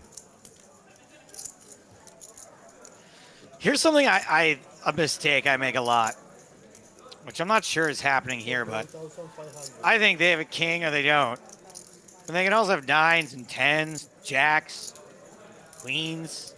Because right now they could be looking at us saying, well, they don't have, we don't have a king. Yeah, but when someone tells you they're crazy, it means they've got a hand like 7-4 or 8-6. Not even suited. 8-6 suited. No, Spades. I think Roberto's got the best hand here. I'm less convinced now. So what I started saying on the flop is I'd feel a little bit better if we at least had the 8 of spades. I mean, he jams. I just don't see the need to make this hero call. Nice time. Yeah, we're gonna get bluffed sometimes, but. You riveted me. Yeah, you got riveted, Roberto. So I made 2 good calls and I got riveted. did make 2 good calls. He is crazy, this guy. He was value shoving? Hmm? Said he was value shoving there? Don't you know I'm loco? I got riveted. I had no spade. That's the game. It is indeed. Slow down. Crazy Eloy Lopez. He came to play the game. But in Barcelona. I prefer. Barcelona EPT. I prefer. You prefer? You know why? You're not playing with your French guys You know now. why or not? Huh? You know why or not? Why? Because I win it. One time. One time? So it's not one time? Maybe 2 times. I have to say it one time. Congratulations. You understand why I prefer Barcelona? Anyway, just be careful, okay? In Paris, I finished only second. You see? Second. Here, first. Are they good players in Paris, your friends? Come. You invite me, huh? Yes, of course. I'm thinking no. For you, one position further. No, I just You know, I probably got away with loads of antis. I reckon. don't know. I must get away with like hundreds of antis. Some people don't notice. Can't cheat you. Against, I feel like position were different, standard. But Yeah. Still just a... Here he comes again. I told you, this is his range. Rubbish like this. Well, that's why it's Crazy good. Eloy Lopez. He came to play the game. That's why it's good to know your opponent's reputation. I mean, we should work, but other. Georgios Skotadis. A mountain of a man. Calls with King Queen. You don't chill with. That's his value range. I didn't see it.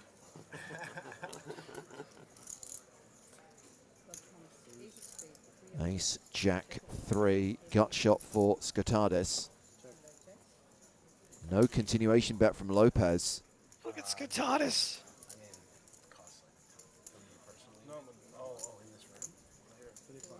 Loving the shirt. Reflecting the colors of the Greek flag. Are you sure it's not a Greek flag? Crazy Eloy Lopez.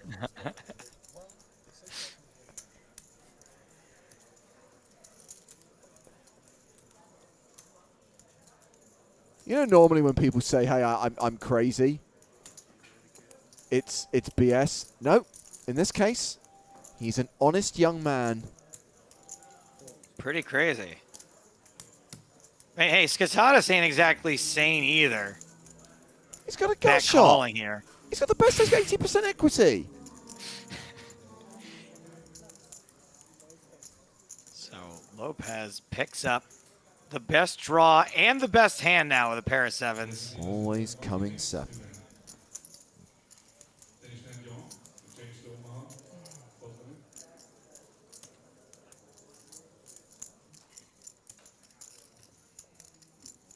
I'd be a little bit worried once this guy starts thinking hard that he actually has a hand.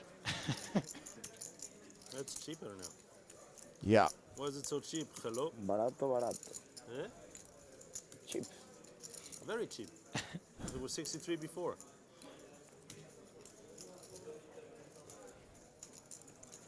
Good luck trying to rationalize with crazy Eloy Lopez.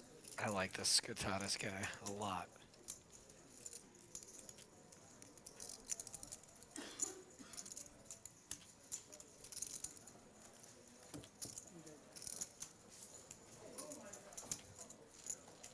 Gets a fold from Skatatis.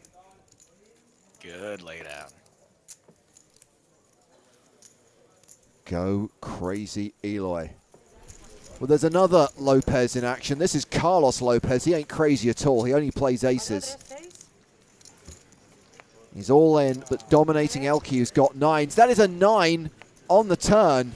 See, Elke is still running golden. Set on the turn. Full house on the river. The elimination of Carlos Lopez. Susik, 409,500 for Bertrand Elke Gropelier. Meanwhile, back at the feature table, we've got a coin flip on our hands. David Nunes, the at-risk player, flipping against Roberto Romanello. Ace-queen against tens. It's a big pot.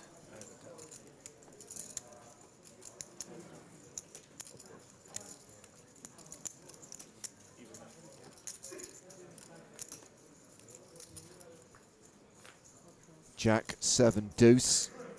Nunes with 6 outs, looking for an ace or a queen to survive.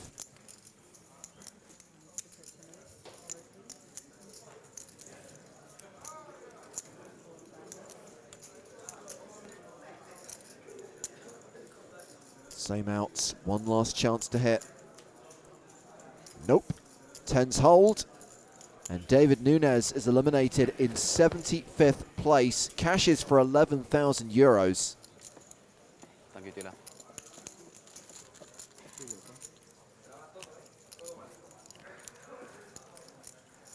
More chips for Roberto Romanello. The winner's trophy that will be presented to the champion of this event.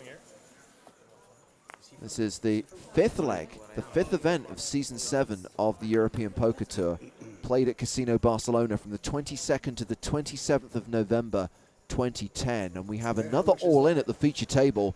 Former Barcelona champion Jan Bubli gets it in with the Snowmans, num-num. And Todd Sisley has ace-queen. Could have another race on our hands here. Well, I'm all in. All in. Sisley reshoves to isolate. All in.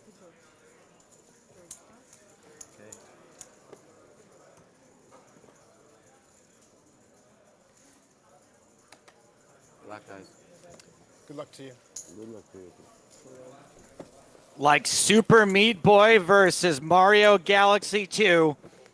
one of these two things from 2010 has a slight mathematical advantage. Thank you.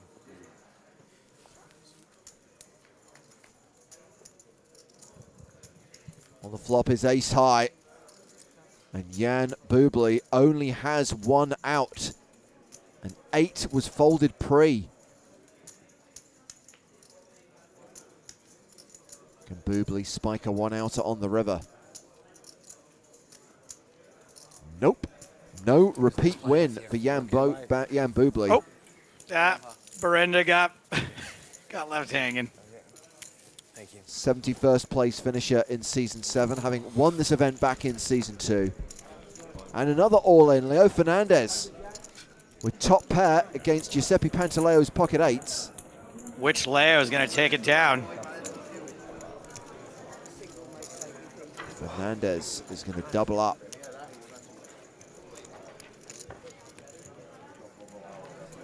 What Leo wants? Well, not that Leo, the other Leo gets. That Leo. 363,000 for Fernandez. And let's take a look at the current chip leaders. Dominic Nitscher in the top 5, along with Christopher Thorson and Bryn Kenny. Notice that Roberto Romanello has worked his way back into the top 10. Looks like we've got a new player coming to the feature table. Hey, it's Julio Beluccio. Yes. No show, Roberto. No show, sorry. 100,000. I cannot give show. Just one move. Just one move. It's all in. Just one move.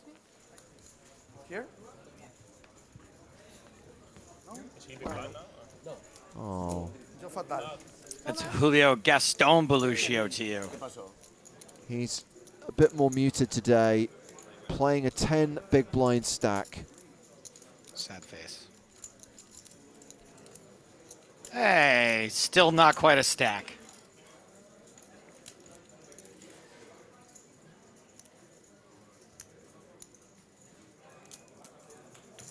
My friend's big blind.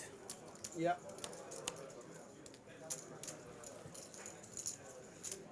No matter how long you squeeze that one, it ain't getting any better than Queen 6. Kimo Pusa with Queen 3 in the small.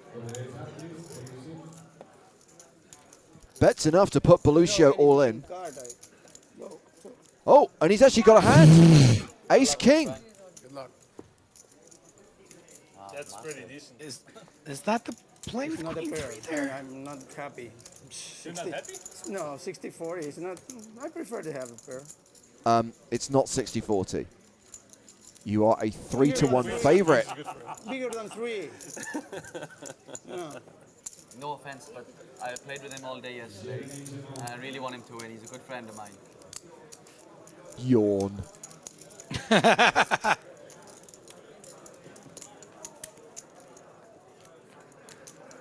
Okay, so far so good. I think what he's really saying is I want him to double up so I can win the chips off of him. Well, Beluccio is in a situation where he's a 97% favorite, just one out for Pusa, and he hits it! No! One outer on the river. No way! He looked at me.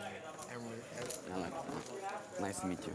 Oh my goodness. Yeah. For some reason, I kind of believe him. Julio Beluccio eliminated in 64th place, cashes for 13,000 euros. Now all we're left with is Jim Beluccio. Ugh. The queen wasn't good anymore. But we have got Roman Macklin at the table now, who's the chip leader with 1.24 million. Special Agent Roman Macklin. Sizable advantage over the rest of this table.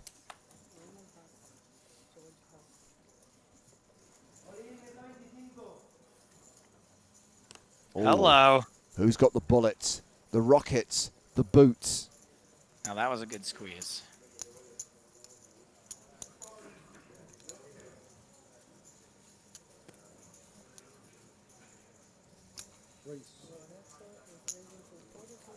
Roberto opens to 22,000.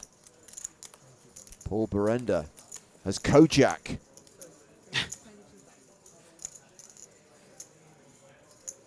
Who loves you, baby? No one. Terrible TV show, terrible hand, fold it.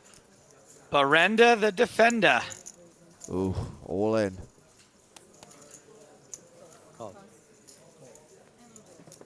Hoping for a flip. Nope. It's another 60-40. Oh, come on. Stop this nonsense, please.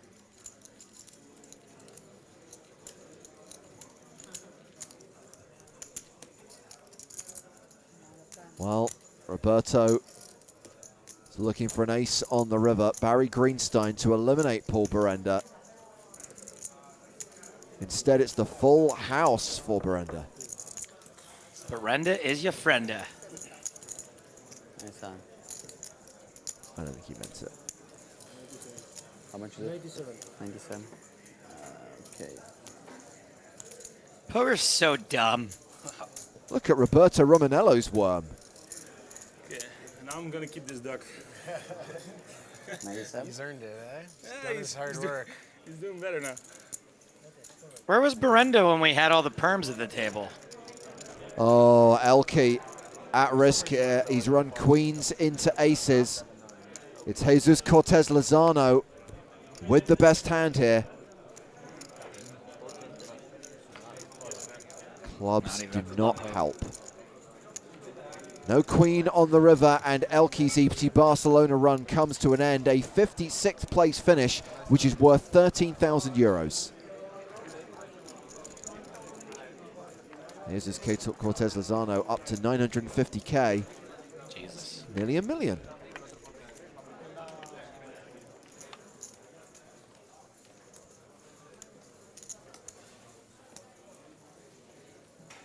Burt Macklin.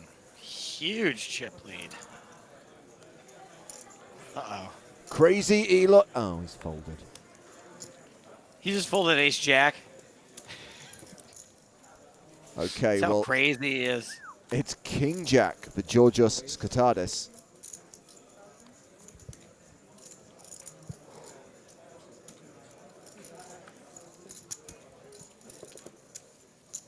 Pocket queens for Kimo Pusa. Pusa. Pusa.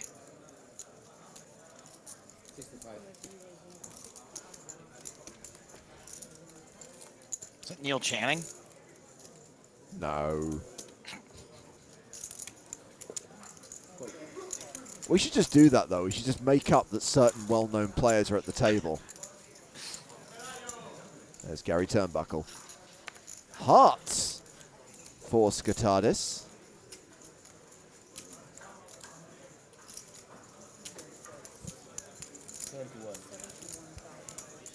Pusa still has the best hand right now, despite the ace on board. Skatadis sounds like a medication they would advertise during cable news. Do not take Skatadis if you are allergic to Skatadis. All in. It's fine. It's the 1,000 not going to make the difference. But take the 71 out, please. Well, this is kind of a best case scenario for Pusa since he didn't get snap called. It's going to be up against an ace a fair amount. I guess his only options were to shove or fold. Well, I kind of have to now, don't I?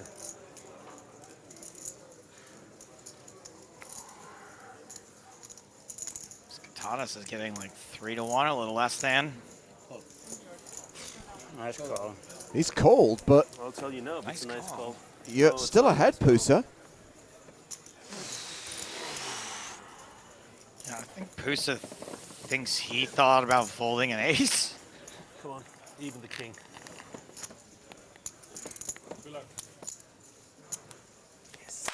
Heart Right on the turn. on the turn means it's all over. And Kimo Pusa is eliminated in 54th place.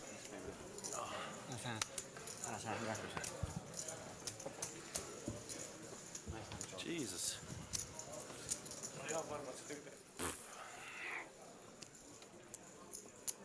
Skotadis now playing nearly 650K.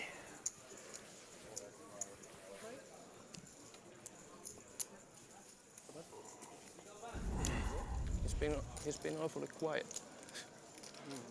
Yeah. Neil bad beat Channing. You've been quiet. Well, when you get aces busted, it's like it knocks you for 5 a little bit. I'll chirp up in a minute.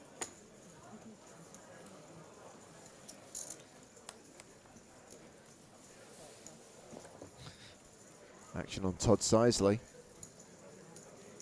Ace King. Oh, crazy Eloy Lopez raising out a turn.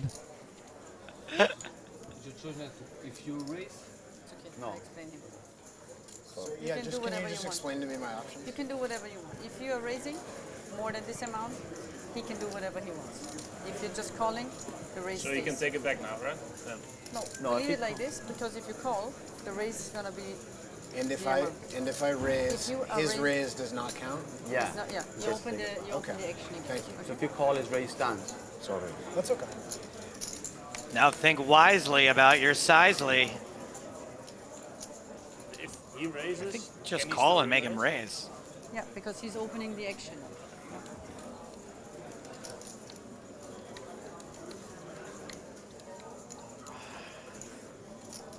Just puts a whole weird paint job on all this. I know. now. I mean, that's what happens when you've got crazy Eloy Lopez in the game. Okay, raise to 23,000. So- now can you explain him in Spanish? He can take it back. Yeah.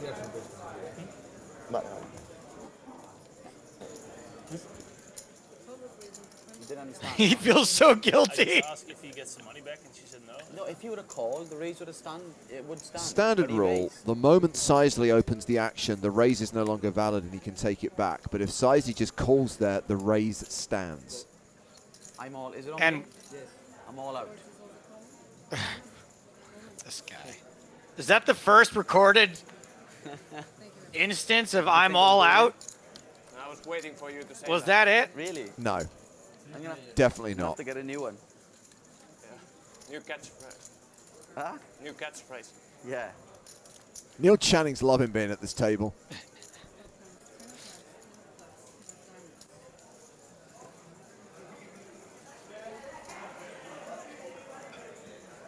Well, it's full houses for Skotadis and Macklin. Sisley continues for 33,000.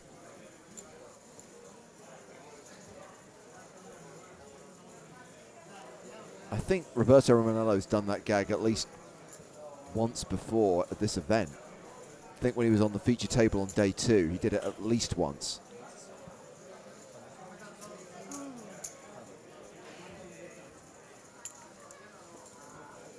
It's not really a catchphrase the first time someone does it. It's really, later. Unfortunately, it's a catchphrase that I think's been made unpopular by numerous other poker players at other poker events years before Roberto Romanello.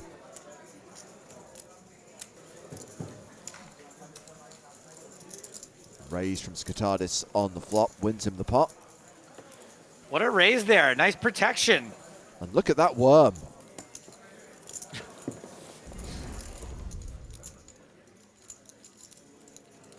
Oh, we've got a new player at the table. Zachary Korek has just arrived.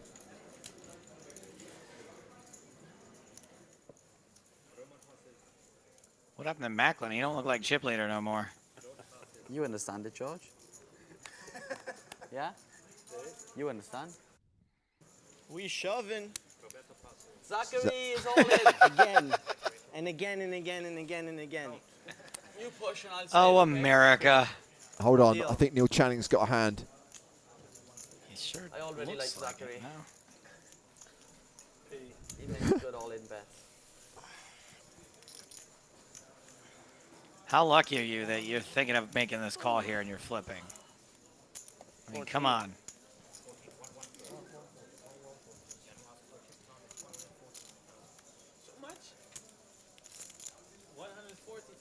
So this is actually Jani Rassinen from That Finland. gets a raise fold with 140.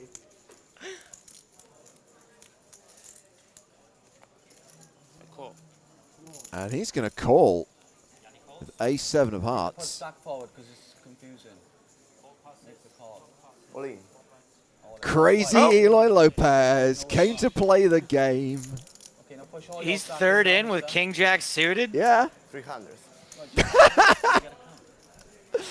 More or less. And he's reshoving. I mean, this is another reason why calling with A7 there is not super recommended. With a lot of action behind still. I don't know what I have. How much was it more? No, I do. I gotta see Raston's face when Lopez turns over King Jack. Fold it. Of course I folded. You're ahead, That's like bro. It's cool. 200k more there. What is that? Really? What the hell is going on, you guys? Wow, it's worse than the James, sing the song. Only you guys know. Crazy Eloy Lopez gonna take a race. You have not not like a it's beat. Oh, that's right, it's a race. If you want to double Like him, Amtrak's double him beef-powered after, train versus Google's driverless car. I want to win. Two of these things from 2010. One of them has a slight mathematic advantage. If he, Mathematical. three times, his tips, don't mind. No, to his range, you're not even that much. Does he think that he's going to make an impasse? But the question is he still folding? Yeah, that's the big Talking about him like he's not there. Wow. Oh, open-ended. Flop, bro. Come on. Black deuce, red deuce. I don't know what to say. It's good. That'd be a good turnaround. I'm definitely way behind there. I shouldn't jam like 11 bigs with counterfeit outs. What a sick. A lot of cards for Corrick to fade on the river. Aces, kings, queens, jacks, nines. But it's always coming 7 and 6s hold. Zachary triples up. Triple up for Zachary Corrick. Stop talking in first person, please. You like to see the triple up there. So A7 would have won. Yeah. We have an all-in on one of the outer tables. Francesco Notaro against Leo Fernandez. Another coin flip. Well, this is looking good for Notaro. And that is a double up. Another 7. You told me you hate ace-jack, yeah. And I told you ace-jack is a good hand, so who's right?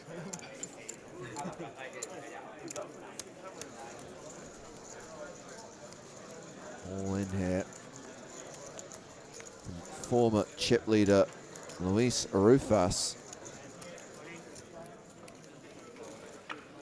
Spot for 5s,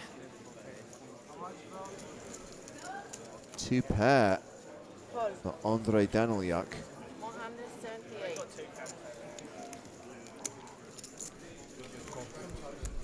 And he calls. Showdown. We saw 1 outer earlier. This is many more multiples of 1 out. Yes. Set of 5s holds. 178. Wow, ¿cuánto es? Tengo el examen otra vez, pero Daniel, yuck. Call. Y en el flop pasa y pego. And Rufus now has to recount the action for the bloggers. Crazy Eloy Lopez finds himself all in. The jack now. Okay. Why is he calling for a jack? Does he not realize he doesn't want a jack? Maybe he said no jack? He said, and now the jack. And there it is. Well, you called for it, you fool.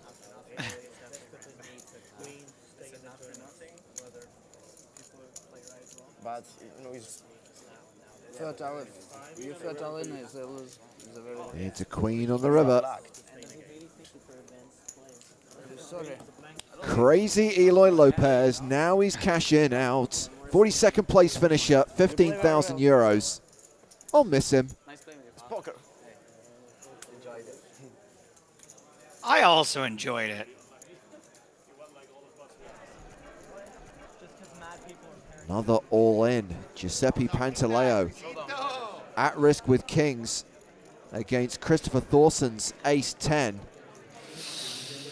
Oh, boy. I really hate these flips.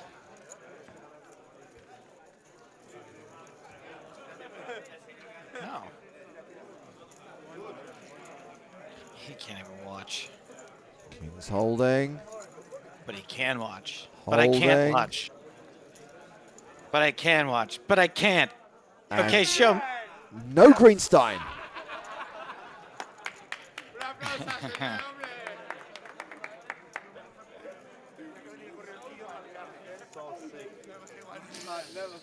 Thorson takes a big hit. Pantaleo up to 1.7 million. Yanni, where you from? Take a lucky guess. I don't know. You got a Greek name, but I would say you're I got a Finnish. Greek name. But I would say you're from Finland. I look like a Greek, don't I? No, you don't. Not good looking enough, you're not.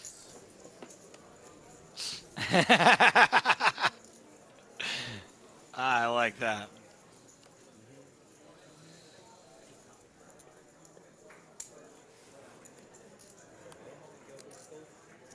This table isn't the same without crazy Eloy. Still have Roberto Romanello though. Queen Jack here in a relatively early position. And that is an all-in. Roberto down to 200K. This feels like it never ends well, all in with Queen Jack. Round to Paul Berenda, who's asked for a count. He's got 10s in the small blind. Paul's the one who put Roberto in this spot in the first place, cracking his aces with King Jack.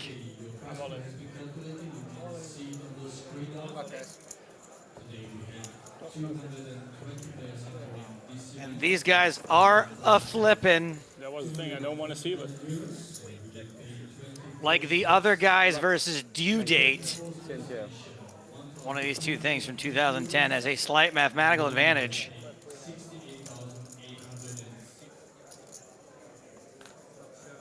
Jack high flop.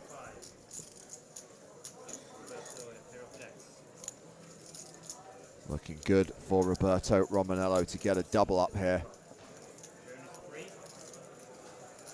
Paul Berenda only has a single out, the 10 of diamonds, which doesn't hit.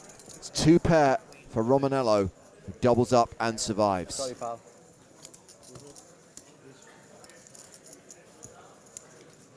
Surrender to Berenda. Yeah, what do you want? King Jack? And I think that's going to bring day 3 coverage to a close. And look at that chip lead for Giuseppe Pantaleo, 2.3 million. Luis Rufas still among the big stacks. Roman Macklin has dropped down to 10th place. And we're going to pick up the action very shortly at the start of day 4, where we will be down to the final 3 tables, 24 players remaining. Of course, something we keep referencing, Joe, and I think it's worth keep highlighting, is the fact that this is the warm-up act, this is the prelude, this mini-season, if you like, of EPT Retro for the first ever version, online version of the European Poker Tour. EPT Online starting this weekend, and our series of live streams starting next week with the 10K High Roller final table on Wednesday. Got the Super High Roller, got the main event coverage as well. And I think it's been quite warmly received. I know that there have been a lot of online poker series in 2020 for obvious reasons, but the idea of bringing the EPT to the online sphere seems to have been received well, and a lot of people looking forward to our coverage when that kicks off next week. I'm looking forward to the coverage. You know, I'm glad that we're still bringing people entertainment during a time where a lot of folks are, are still relegated to not being able to lead their normal lives. I also really like the setup of it. Like, it's very much distributed as far as our commentary is concerned, the way it would have been in our heyday of covering live events, right? Yeah. Final table of a high roller, final table of the national championship, final table of a super high roller, and a couple of days of coverage of the main event. It's at least in the way it's been designed, it feels like EPTs of old. Yeah, and that's because the schedule of the series has been set up the same way that you'd have the schedule for the live series as well. It's very much taking the format of an EPT festival and putting it in the online environment, and that's why our live stream coverage will reflect what you would normally see when we're in Barcelona or Prague or in Monte Carlo. Looking forward to that. It's going to be a lot of fun. Talking of Barcelona, we're going to continue our coverage of this event from November 2010, the EPT 7 Barcelona main event, and as we just referenced, as we rejoin the action, they are down to 24 players. We are down to the final 3 tables. And we have Giuseppe Pantaleo on the main stage, along with Konstantin Puchkov, Dominic Nietzsche, Jesus Cortez Lozano, and Zachary Korik, who is on the feature table for day 3. Average stack right now close to $1 million. That trophy. It's like they made a mistake. It looks like a trophy from Nailed It.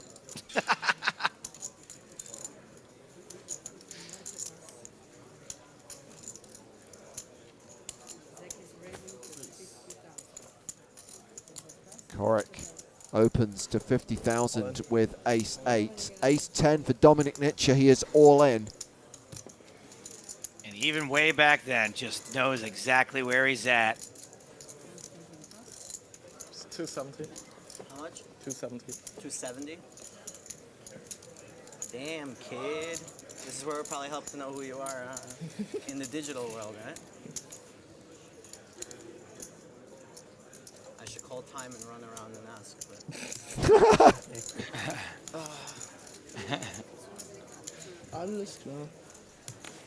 Let me show my hand to the camera. Camera, what do you think?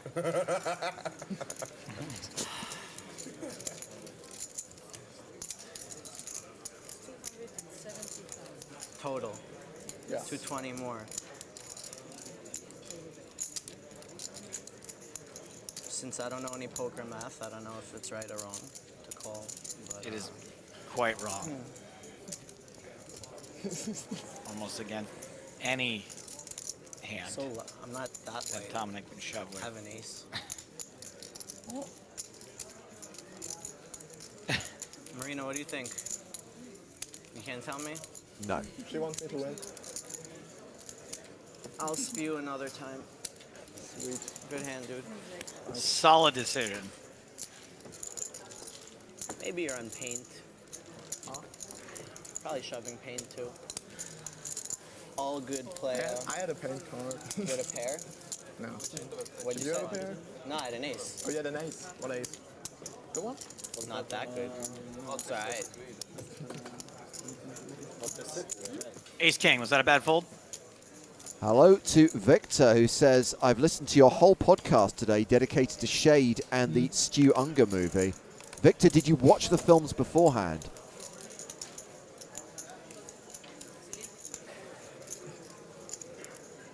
The Constantine Gardner, ace-9.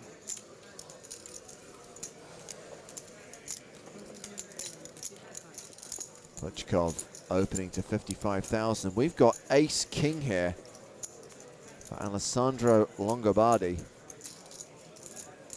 Yeah, I'm going to give a little band to spoiler guy here.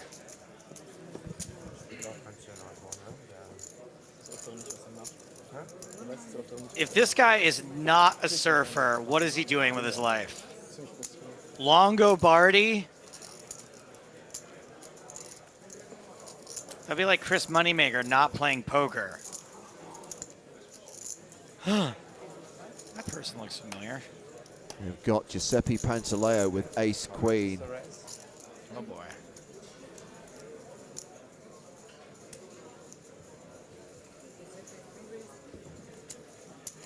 And he is 4-bet, re-raising to 269,000.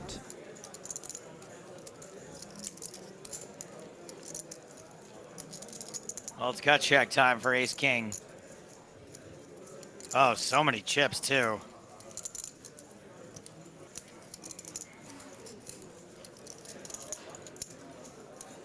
Too many for another bet. We're going to see a just call. And we get a Queen Jack 9 flop domination rotation. Top pair, top kicker for Pantaleo. Come on.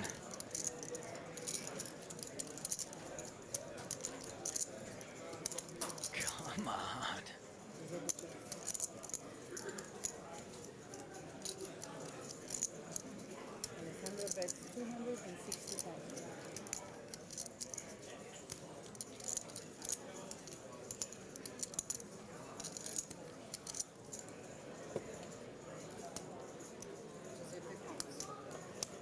Pantaleo calls the 260,000.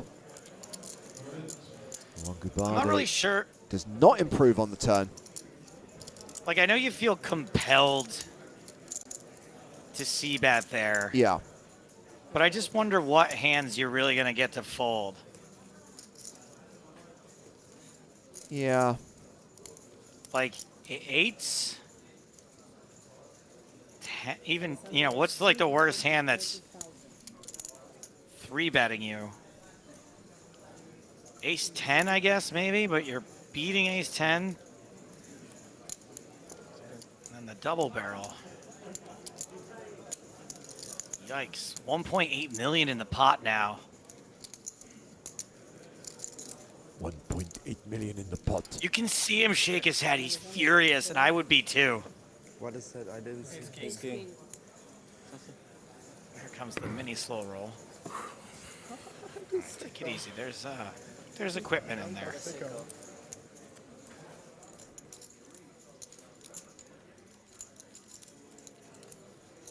Yeah, it's just tough. I don't know. I've yet to come up with a way to deal with hands like that. 3 million chips for Pantaleo, 3 times average. Blinds 12-24 with 22 players remaining.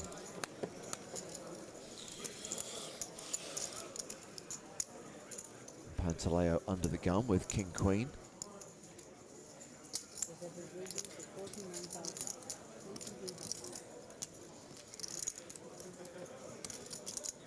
Okay, looks like it's going to be round 2 between these guys as Alessandro Longobardi picks up ace jack. I don't like his chances.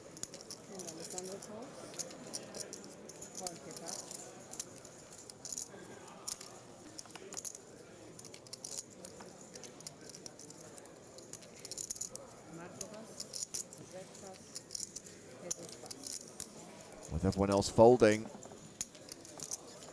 And we'll go heads up to the flop. And that flop is Jack 10-6. So it's top pair for Longobardi, the open-ended straight draw for Pantaleo.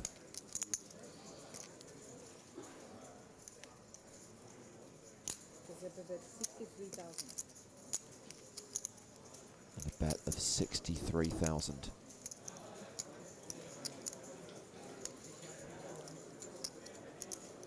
Longobardi with less than $1 million now. Probably pretty confident he's got the best hand for now.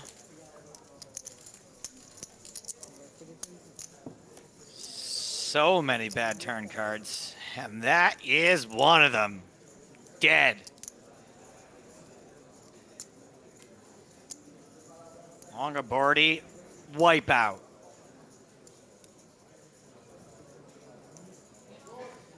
Guess it's better on the turn.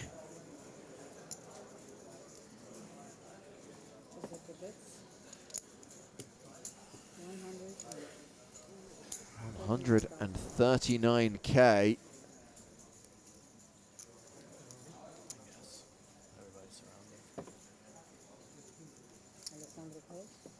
And Longobardi makes the call. Dead. Drawing dead. What do you have left? Not a good sign. 750. I bet 750. I mean, wait. Put out the river. I bet 750. Oh man, Longobardi Rivers 2 pair. So now Longobardi's beating Jack 10. I mean, it's just so tough because You're really only losing to one hand that Pantaleo is going to have under the gun. But also, what else? I guess you could be losing to sets. Oh, he's called it. No, you're right. 397,000. That is 2 huge pots that Pantaleo has won against Longobardi. I should call in probably. As Pantaleo goes up, Longobardi goes down. If you want to win A it tale today, of two whatever worms. you want to do. I mean, Zach, I was often not in the EPT, but I mean, it's still a long way, you know that. I'm not talking about winning. I'm just playing. I'm just joking, man. Yeah. Nice hand. Thanks. Pantaleo, huge chip leader with 3.8 million. A few new names in the top 10. Kent Lundmark, Shander de Vries. Zachary Korek is in the top 10, having been a very short stack towards the tail end of day 3. Lines 15,000, 30,000. Pantaleo's opened with King Queen again.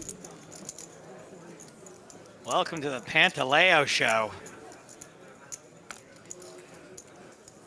Won't be finishing the job this hand.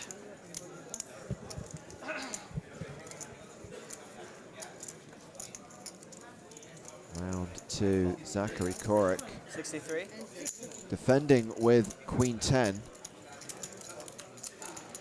I was waiting for these two to tangle. This should be fun. Even though it's Domination Nation. Queen still way ahead. I checked. Korek checks, Pantaleo checks behind. Uh-oh, Queen on the turn.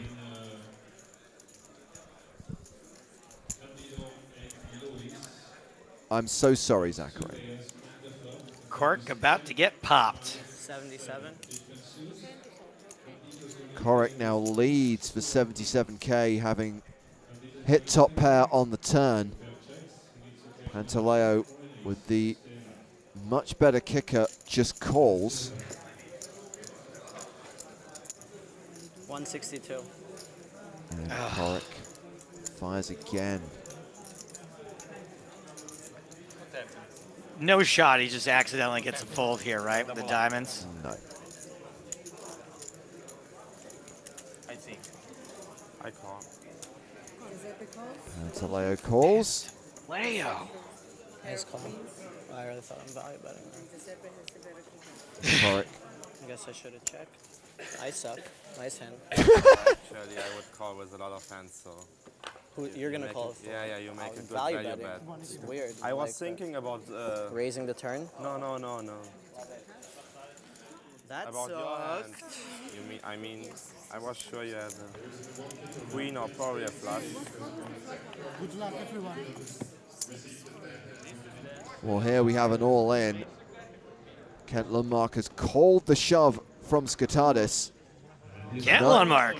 Nines versus ace-queen. Let's flip the coin. Oh, what a flop for Skatadis. Hell yeah.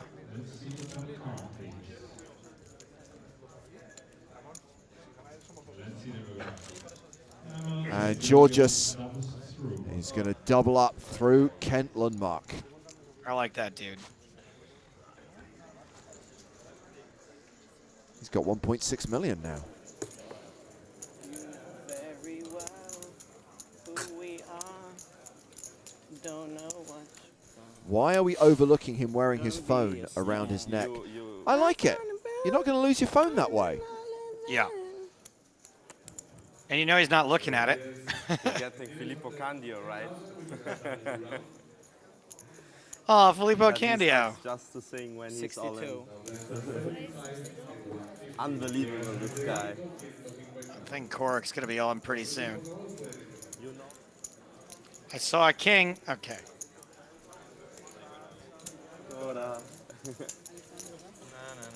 It's your friend?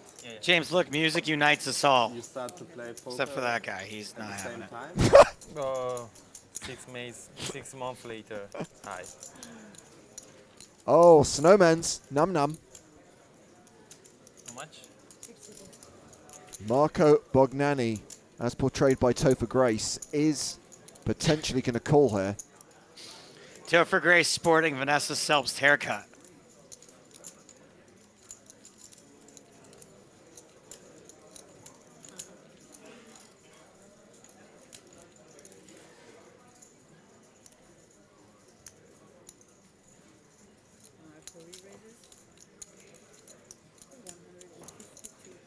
What a re-raise.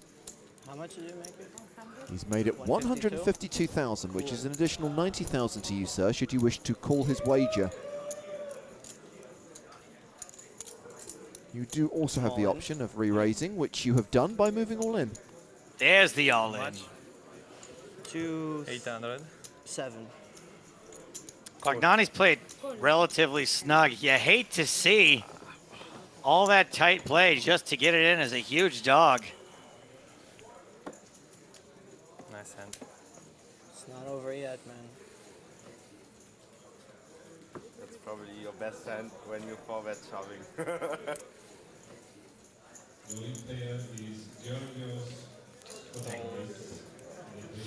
That's closed over now. Is a jack high flop. It's not looking good for Bognani. At least he can't go broke here. Korik is the at-risk player.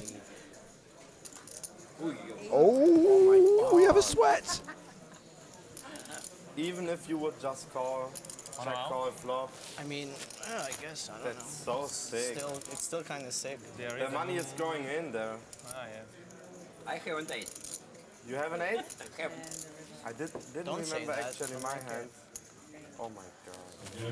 I just hate to see like any 2-outers, even if I got there. Just tell him to take his chips back and we'll compare. Felt safe because I hadn't seen this hand before, but I was still a little worried. That is a dramatic uptick in Mr. Korik's worm.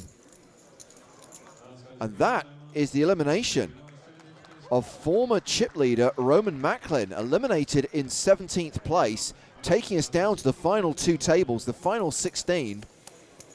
And that means Kent Lundmark has been moved to the main feature table.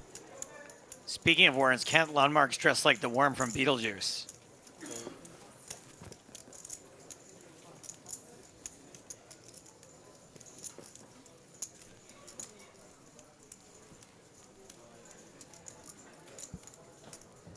Zachary Korik with Jack 10 of hearts on the button. 86. Raises to 86,000.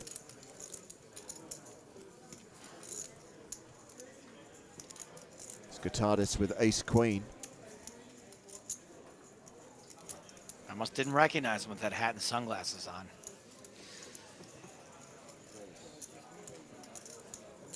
Three bets to 220,000. Is he wearing a different Greek flag shirt now? 200.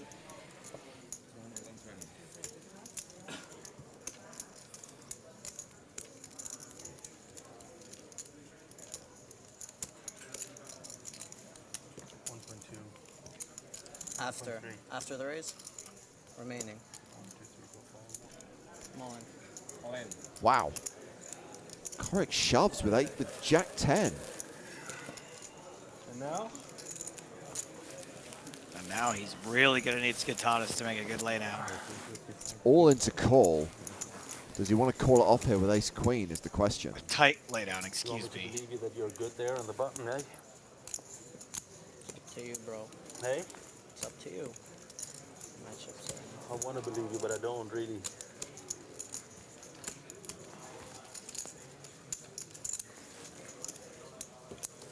How much more is that, please? Dude, it's everything you have. Yeah, you covered. Really? Yeah. I think so. All you can eat.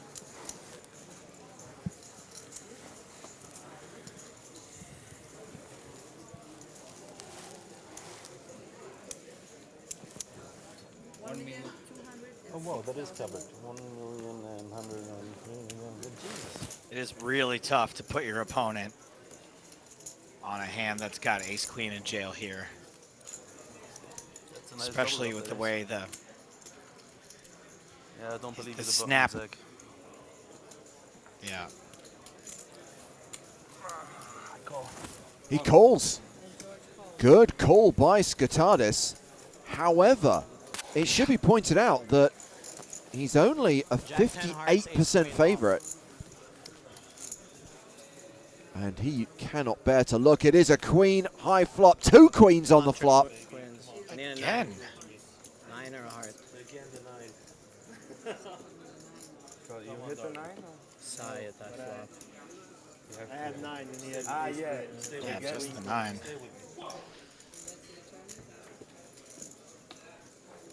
No 9 on the turn, so 3 cards that Georgios Skatadis has to fade to survive. The Miracle River.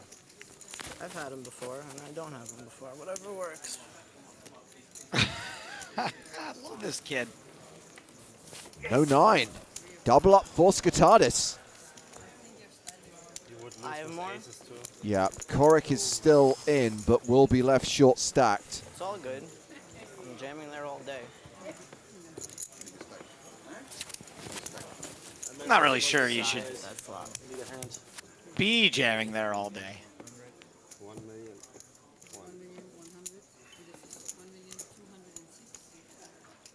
So I'm all in blind. Sweet. Ay, ay, ay, ay.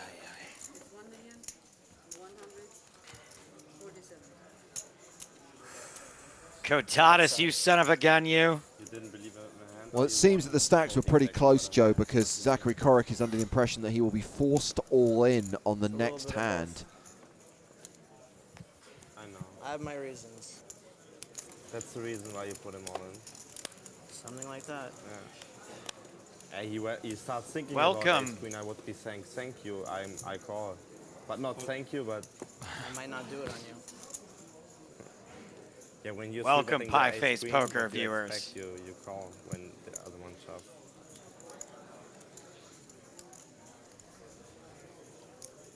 Check out some poker from 2010.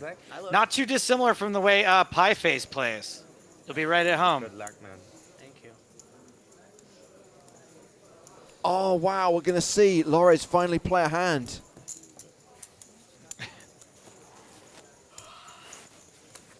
I came back from 4 bigs when there was 49 people left. Really?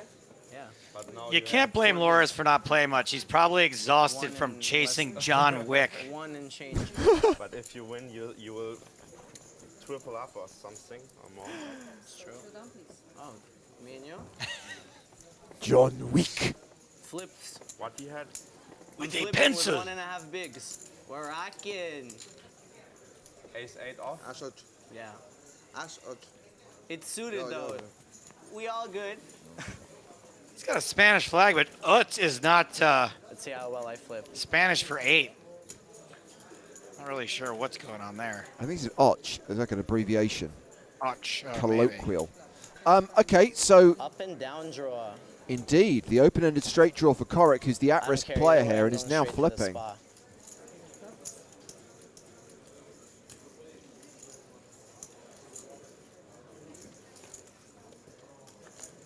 But no help. Good game, guys. Good luck. And Zachary Korik is eliminated in 13th place. Cashes for 28,000 euros, takes us down to the final 12. It's all good. I like I that just kid. started playing live. That's why it's fun for me. Okay, that's enough explanations. It's fine. I don't care. It's totally fine. It's no big deal. I don't care. I got him. I would shove there all day. I killed him and now I killed John Wick.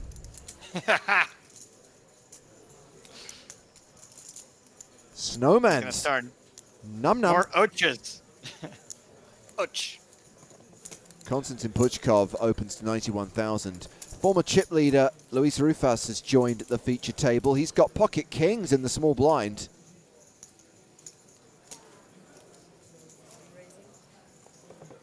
He raises to 275k. Jorge Lorez is in the big blind and has got queens. He shoves.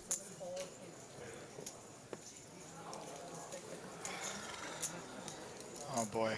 This decision is much easier than you think it is, Konstantin. It's not really a decision. This is a trivial fold, right? Now, James, remember, we can see the hold cards. Hold cards. Okay, I believe you. There you go. He just needed a drink. Rufus calls, putting Lorez at risk. Domination Nation.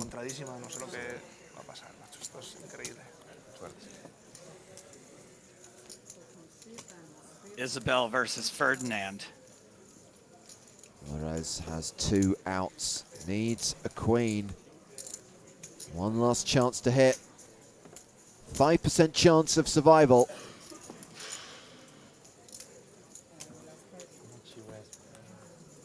And Lorez is out in 12th place. We're down to 11. Lorez cashes for 36K. Adios, muchacho. Yeah, you have to leave now, sir. Thank you. Just give him a second, will ya? He's Rufus up over 3 million now. We're joining this hand slightly late.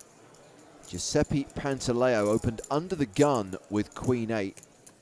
Luis Rufus is called in the small blind. Georgios Skatadis is called in the big blind. And it's all spades on the flop. A small flush for Skatadis. Pantaleo with a straight flush draw. Rufus with the nut flush draw. Oh, this could be so wild. Oh! That is a straight flush for Pantaleo. Rufus has turned the nut flush.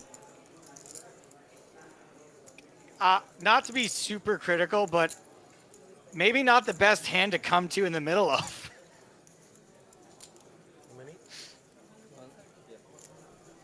I guess it's all about the post-flop action. Skatadis, what are you doing? What do you mean? He's got a flush. The moment that the 4th spade comes, you got to get out of here. Oh my goodness. Pantaleo raises to 360K. Rufus calls. Skatadis finally folds. We're going heads up to the river. Rufus is drawing dead. Thinks he has the nuts here. He does not. And this is going to be an absurdly huge pot.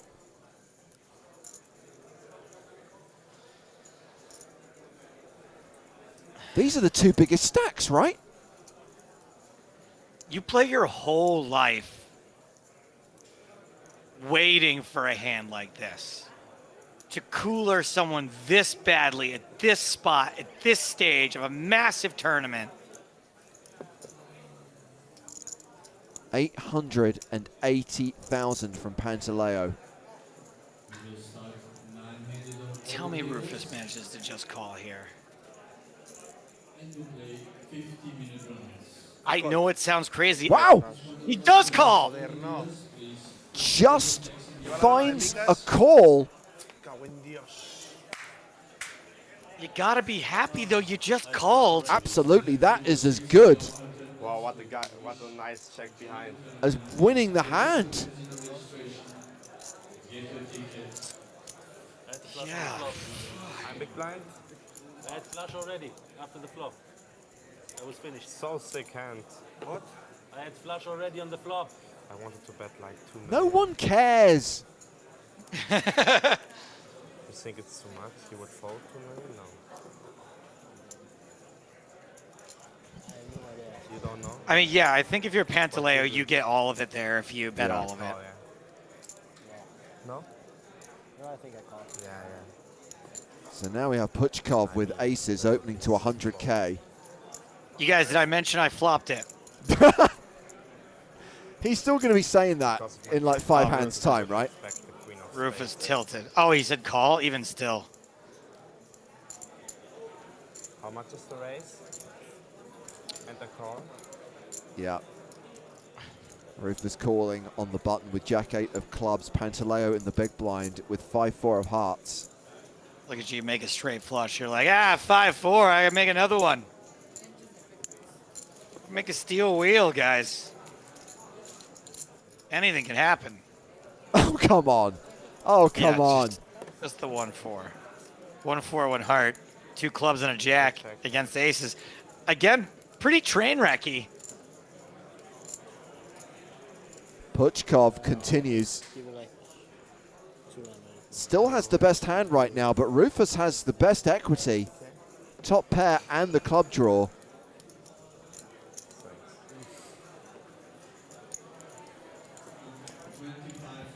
Raises to 570,000. 200? You don't need to ask. You just fold. Raise to 6.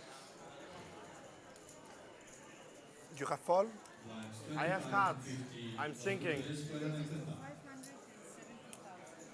Dude, you got a pair of 4s. Get out of the way. Thank you. With the day, wow, he does. With the day he's having, I mean, you probably expect you can't lose. All in. All in? Call. All in and a call. Puchkov at risk and marginally ahead. Is this a case of too many outs for Rufus? Whether it's Puchkov or Rufus, somebody here has done Goofus. Oh, it turns 2 pair. Yeah. Out you didn't even see coming. Puchkov still has 7 outs though. An ace or a 4 or a 3 for a better 2 pair. Yeah. It's the ace on the river. Oh.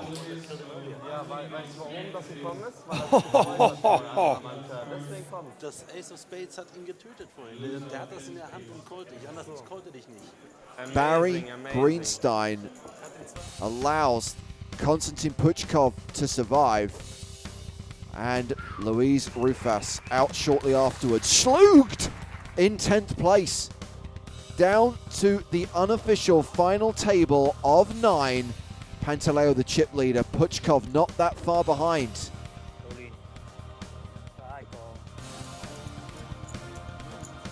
And what's this? Francesco Notaro doubling through. Xander de Vries.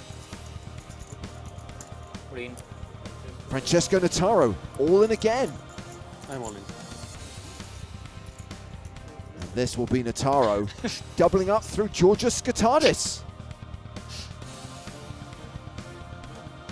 And as we rejoin the action, Pantaleo still the chip lead and Notaro the short stack. And action on Candido Goncalves.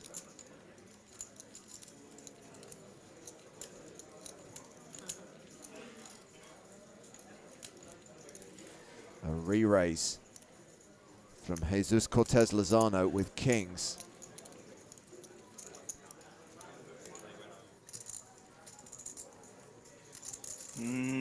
Gonsalves.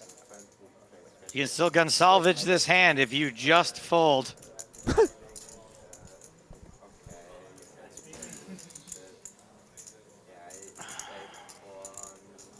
We're going to be Gonsalvaging his shipwreck. Was that a shove? Yeah.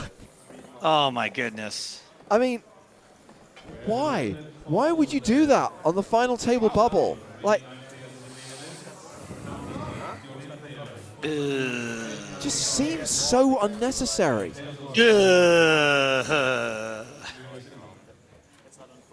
Jack 9 of hearts, James. You can make a straight. You can make a flush. You can flop top pair and a straight draw. Oh, Lozano. Still has 9 outs.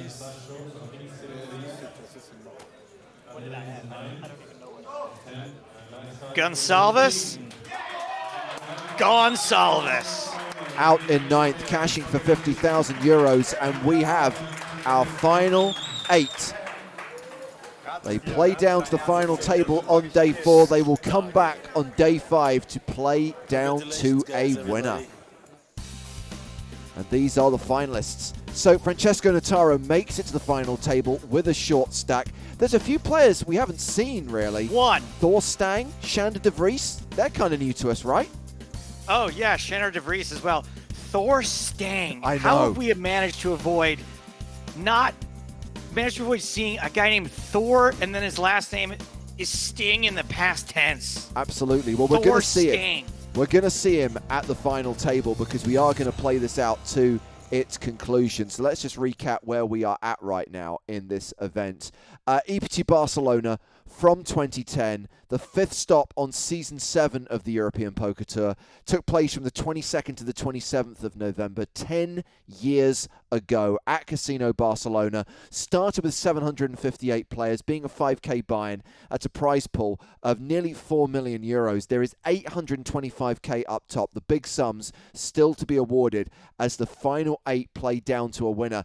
So even though we just highlighted there, Joe, a couple of the players who we haven't seen, plenty of players who we have seen a lot of, including Giuseppe Pantaleo, who seems to be very new school poker thinking, has a big stack, and kind of you just feel has the momentum and the talent right now to potentially close this out.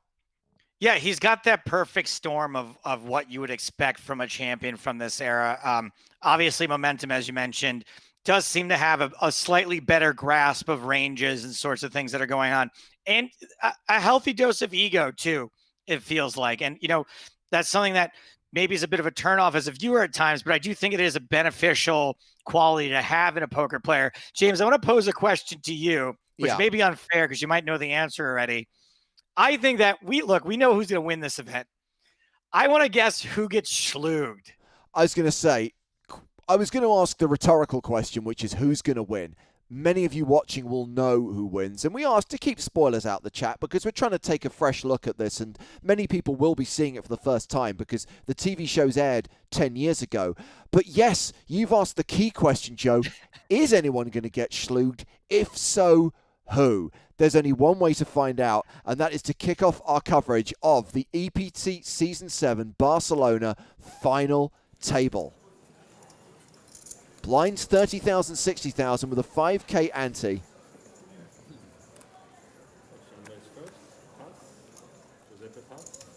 Now, this would have been the next day, right, in real Yes. life? So momentum, you know, sometimes doesn't carry over. That's one thing to pay attention to. Francesco Notaro opening here with ace-king. We've established that he is the short stack coming in to the final. Georgios Skatadis has put on a jacket for the final day. Nice. I appreciate that. Jesus Cortez Lozano re-raises with ace-queen.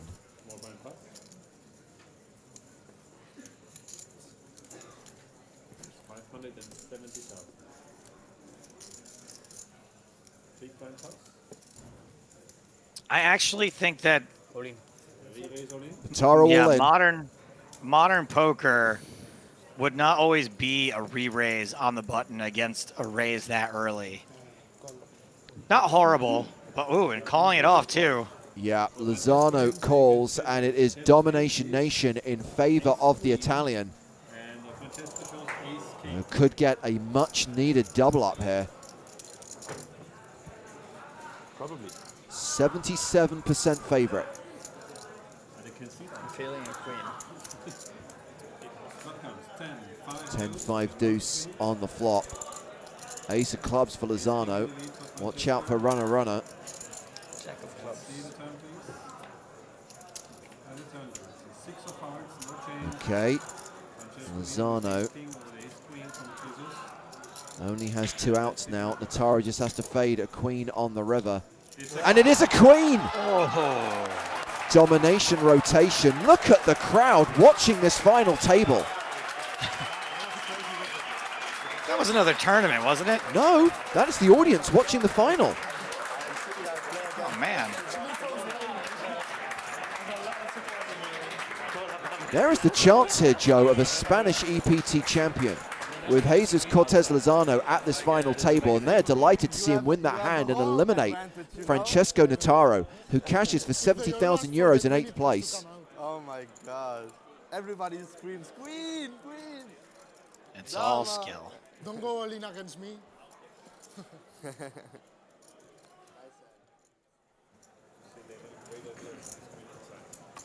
Hey, the good news is you weren't schlooged, Francisco. Thor Stang There has he is. jacks. He could actually play Thor. I'm all in. Oh boy. Skatadis all in with 10s against Stang's jacks. Fortuna.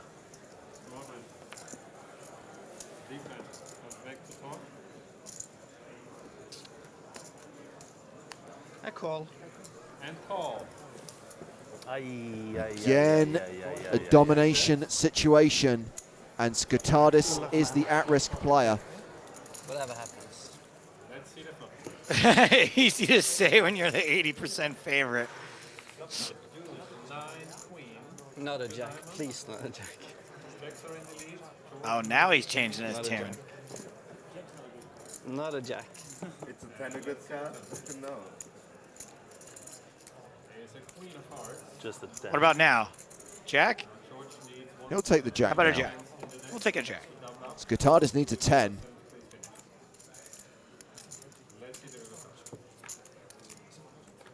Doesn't hit. Instead, it's always coming 7, and just like that, we are down to 6. Georgios Skatadis from Greece, eliminated in 7th place, cashing for 90,000 euros. That's normal. I'm so glad I wasn't. Oh, wow. Good run, Georgios.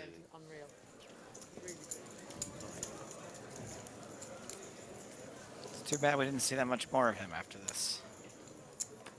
So a few people have managed to crowd into the wine bar, the rest watching from the outer tables. I can confirm, by the way, that there is not a side event or a high roller being played. Those people are in the poker room to watch this final table. It's really cool.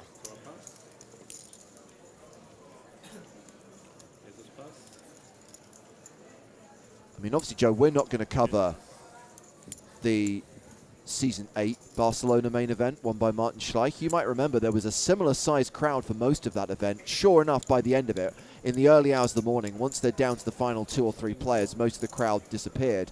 But again, with Spanish players at the final table, a huge crowd wanted to rail the action live. You're right. I do remember that now. So Pantaleo's opened under the gun with ace-king. Puchkov in with ace-queen. De Vries calls with 3s and flops a set. Shander to 3s.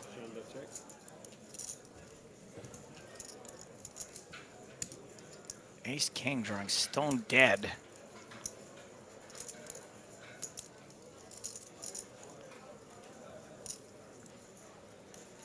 We're about to find out just how invincible Giuseppe Pantaleo feels right now.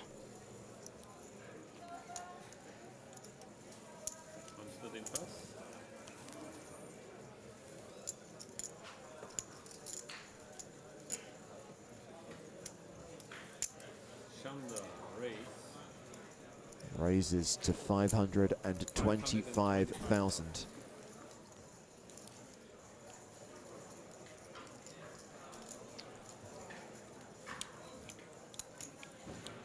What do I think about this raise? I think it's pretty tough to get a call from ace-king or any hand that whiffed entirely. Yeah. But well done, it happened. Giuseppe call, 525.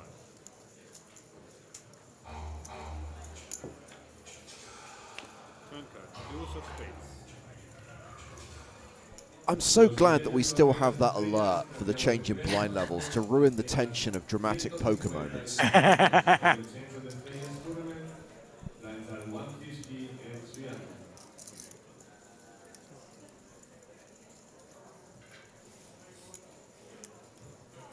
comes the rest.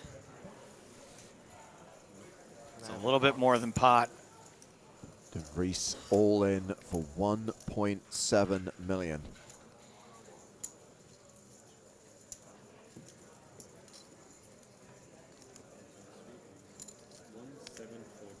Dr. Lepper asks, yeah, go ahead. This newer commentary is still pre-recorded and put on Twitch, right? You are correct. We pre-recorded this seconds ago. Thank you for your comment.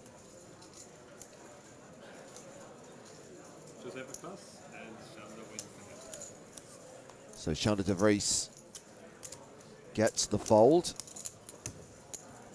Has 3.19 million. 5,000 blinds, 40 and 80,000. And the blinds are going up to 40,000, 80,000. Okay, this next hand you may have seen before. It's quite a significant one. All right. Good chance I don't remember it anyway. If you know what happens, keep it to yourself. No spoilers in the chat, please.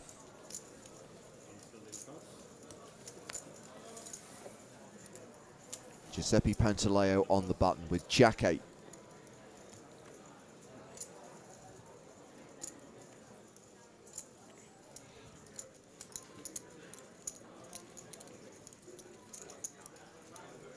Definitely would describe this as one of the most famous hands in EPT history.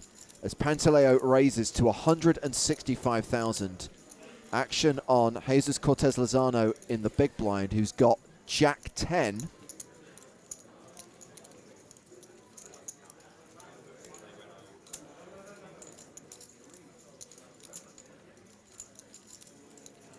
Seems like a fair defend.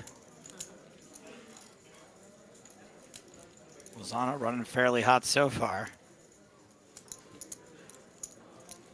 Queen 6 deuce. So both players whiff. Lozano checks the action to the pre-flop aggressor. Seems like a pretty standard spot to c-bet. Oh, okay. Board pairs on the turn, puts a potential flush out there.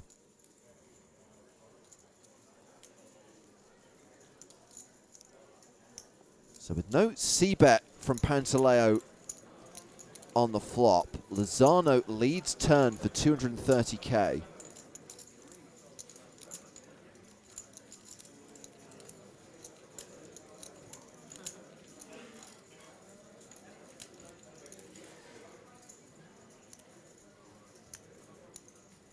Pantaleo calls.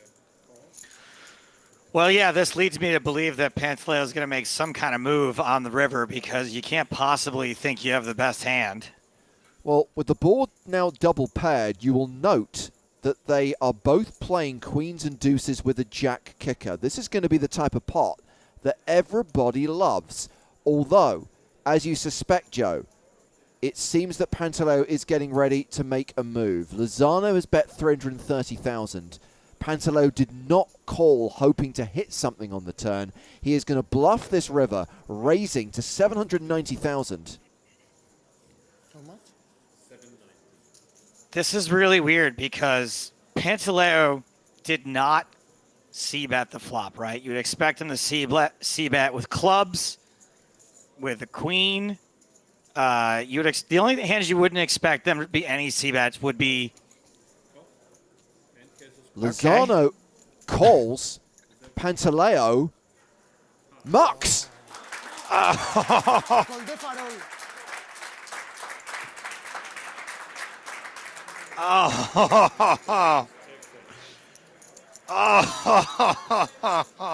It should have been a chop. Oh, man. Do you think he knows? Yeah. I had to check high too. You saw it? Lozano showed. My. Oh, he showed too? Oh, my God. How do you recover from that? Oh, no. I mean, I understand it because you never expect you're going to chop with jack high there. He mucked his hand. That's why it's not a chop. He surrendered. He threw his cards face down into the muck. Lozano, as the last player with cards, which he showed, automatically wins the pot. Oh, man. Lanting says, I can almost guarantee that he's still upset about this in 2020. Yeah, I don't know how you recover from that in this tournament. That's right, Oyo Bustayas. Kent Lundmark, who has raised to 160,000 with ace-jack. Puchkov has flatted with sevens. De Vries calls with king-queen. Pantaleo must be on uber tilt right now, has 4s in the small blind. Do we just want to say that Cortez deserved that pot for making the call with Jack High? Yeah. Thor Stang is in as well with 5-4. We are going 5-way to the flop.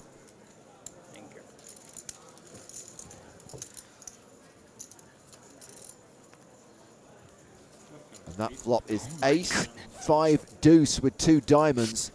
This is a very Kent Lundmark flop. This is messy. Hey, remember how I say like early day coverage because of multi-way action? Yeah. Here we go.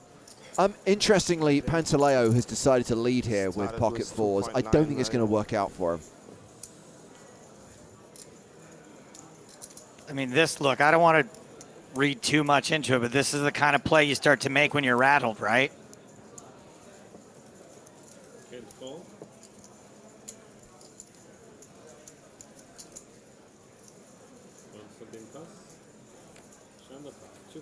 You just start acting goofy.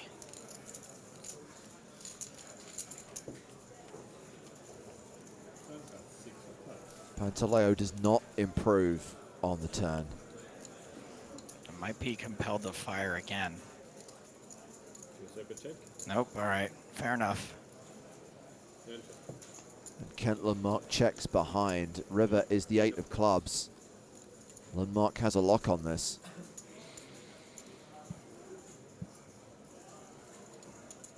The Lundmark check mark. Check.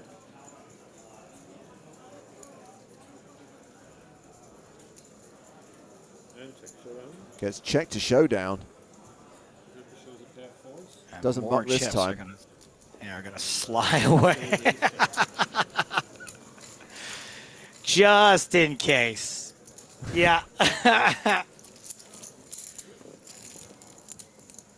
The smile with like the rocking in his chair like that leads me to believe that he's losing his marbles a little bit. Yeah.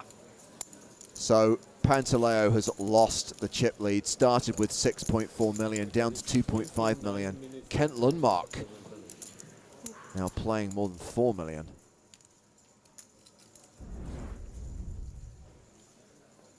Blinds up to 50,000, 100,000, and it's ace-10 for Lozano.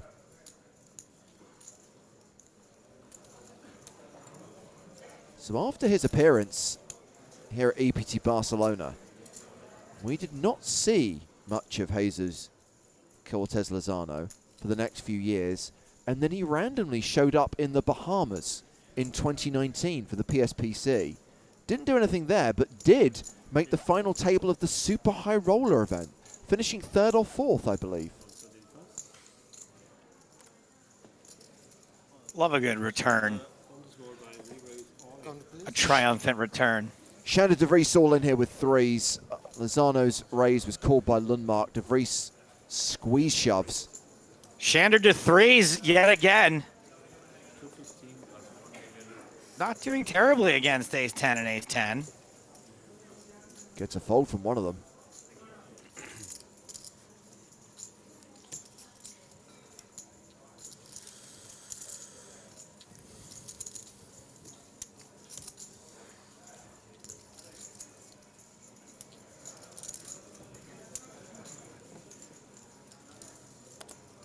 Well, in 2010, I would have had something to say about that, that's for sure.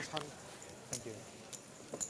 I open to call, but Both ace-10s fold. Behind you, right? Someone's still trying to explain the Pantaleo mucking hand. God bless you, R-Hawks. Thank you. Thank you. Essentially, one person folded. Yeah.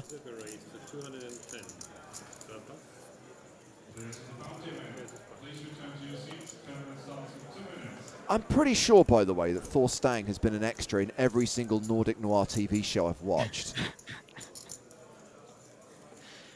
Fantastic in the bridge. Pantaleo has opened with ace-7. Puchkov has ace-5 suited in the big blind. calls. Queen 10-3.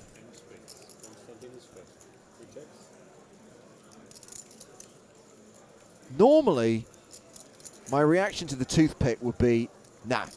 But Konstantin Puchkov, the Russian Carl from up, is kind of making it work. I will allow it. Flip a bet. 260. Konstantin call. 260K apiece. Wheel draw now for Puchkov. Pantaleo still with the best hand right now.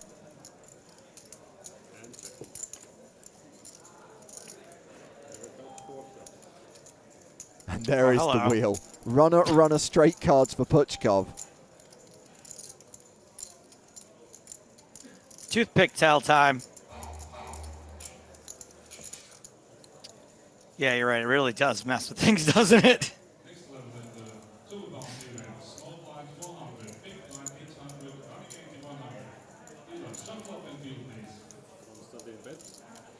Puchkov betting 760,000. Now would be a bad time for an ace-high hero call.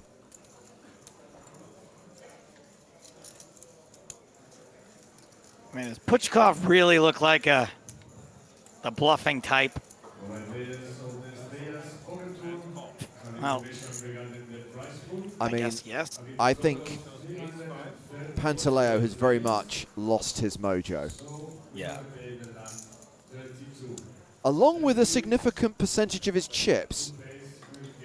You know, when I think river full pot bluffer, I don't often think of a guy with his glasses on a chain.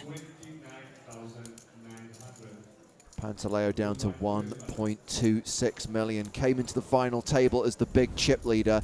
Now one of the shortest stacks, and now finds himself all in with ace-10. Does have Sander de Vries dominated, but Pantaleo is the at-risk player.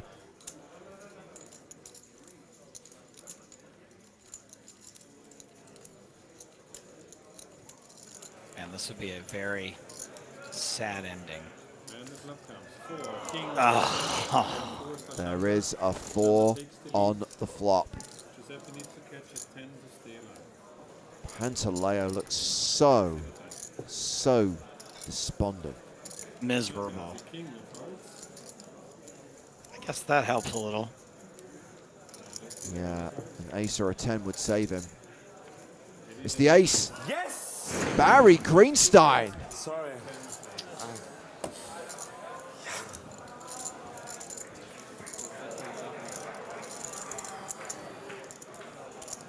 Marisha stuck to the threes. It's what, not nothing against No, you. good day. Now we've got Kilomile saying, dude got lucky. Really, no, he got it as a favorite there. It was a little dramatic because of the way the board ran out. And of course, a bit heartbreaking for de Vries, but did not technically get lucky there. Oh, are we going to see someone get schlooged? Come on, it's not de Vries. No. It's going to be Thor Stang, isn't it? Is Stang going to get stung? All in. Called by Kent Lundmark. Yes, Thor Stang, you just got schlooged. We are down to 5 players. Kent Lundmark is the chip leader ahead of Jesus Lozano and Konstantin Puchkov. Can't believe Stang went the whole tournament, made it to the final table, finally got TV time, and they're like, nah. Dude, you were in all 3 seasons of Borgen. You don't need any more TV time.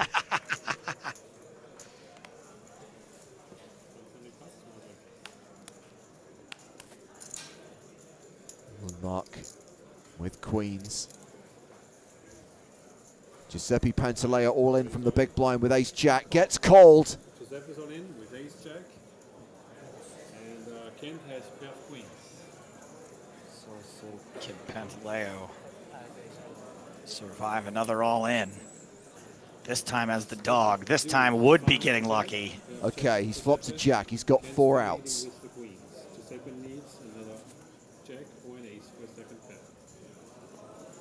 players from the 1K North Poland tournament, please return to your seats. 1K players, please come back to your seats. Kent is leading with 3. Still needs an ace or a jack. The river is a 3, and Giuseppe Pantaleo exits in 5th place. Will be disappointed, having come into play as the chip leader. You can't help but feel, Joe, that that huge hand he played against Jesus Lozano, the chop that wasn't a chop, really took the wind out of his sails and really did a lot of psychological damage. It is impossible to say what would have happened otherwise, and I think it's also impossible to say it didn't affect him negatively at all. So we come to this hand late as we find Shandor de Vries all in. Hello. Dominated by Kent Lundmark. We're going to see back-to-back eliminations. Looking likely. Hope. If you've seen who's on his rail, you know this guy runs pretty good. 9 or an 8 required. The river card is a jack. Shandor de Vries goes out in 4th. Kent Lundmark KOs another player and increases his chip lead with just 3 players remaining now. De Vries deceased. 222,000 euros. Not a bad payday. Not at all.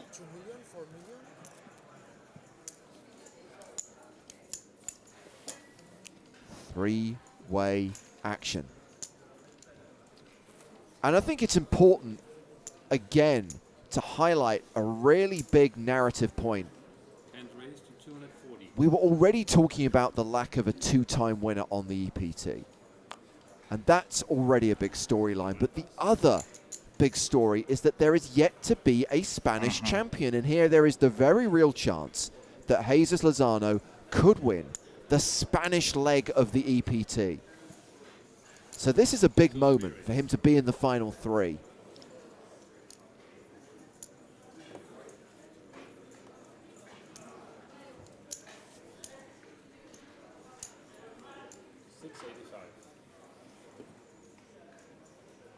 Lundmark opened on the button. He's been 3-bet by Lozano.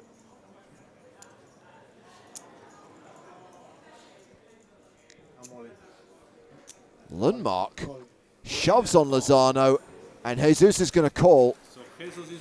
And is in a great spot here to double up through the chip leader. Not as difficult as the jack high call, and look at that rail. I mean, so much energy in that room being directed at Lozano's queen's holding here.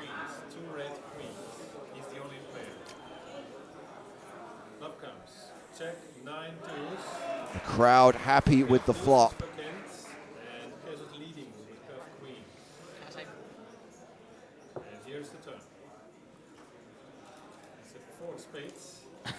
Okay.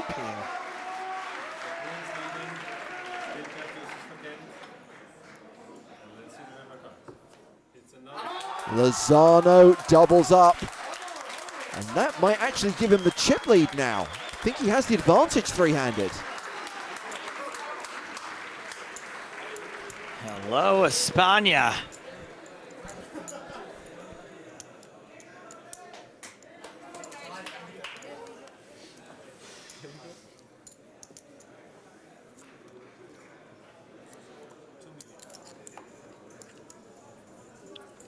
Just see how antsy everybody is.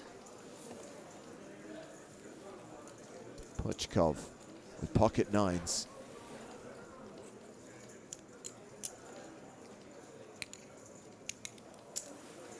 Blinds are 61-20. Puchkov raises to 260,000. Jacks for Lozano. What a time to start running super hot. Now, unfortunately, El Comontador can't be with us on the stream. Lockdown, tough to get him from Spain to join us on EPT Retro, but I know he'd be very excited about these pocket hacks.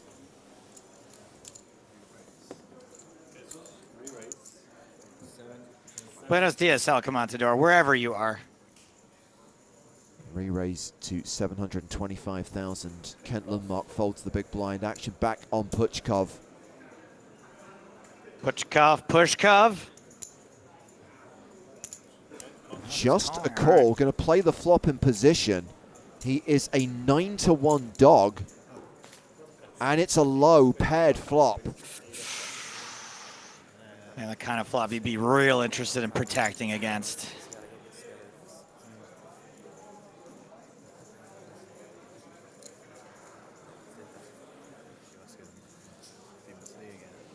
Lozano continues for 1.2 million.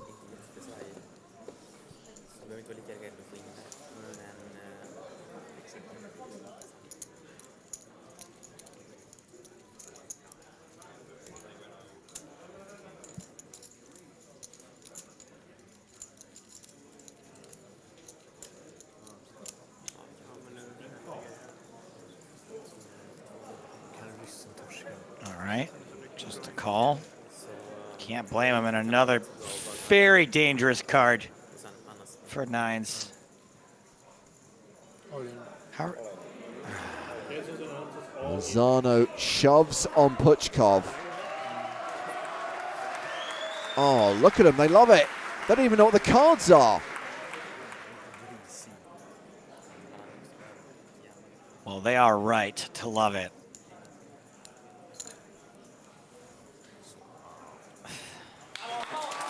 Nice fold. Nice fold. I was thinking to myself, I feel like you can find a fold here, but maybe I'm just crazy because I can see the cards, but apparently you can.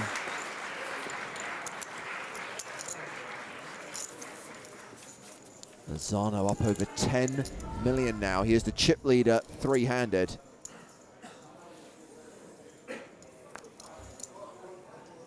Oh. And we join this hand on the flop. Lundmark with a pair and a flush draw. Puchkov with kings. Lundmark shoves on Puchkov. You're not getting away from kings here. So gross, though, with pocket kings here against 7-6 of spades, you're a coin flip. Oh, I thought you were saying that the Red Bull was so gross, which is not inaccurate. Way past this guy's bedtime. Look at this. They are practically flipping. Lundmark has 14 outs.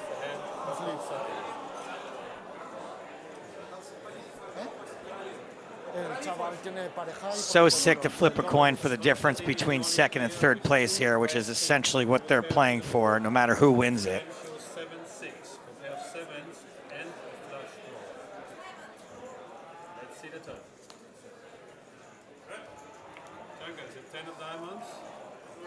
Puchkov now better than a 2-1 favorite. Lundmark looking for a spade, a 7 or a 6. The river card is the king of spades. A no good set for Puchkov. The flush for Kent Lundmark, and the Russian is out in third. Konstantin Puchkov cashes for 300,000 euros as we go heads up in Barcelona. The local Jesus Cortez Lozano versus Kent Lundmark. And it's time for the crazy psychedelic heads-up sequence to begin. Who left their mic open? Lozano with 10.8 million chips. Kent Lundmark with 12.1 million. Feedback. It's like out of Tim and Eric.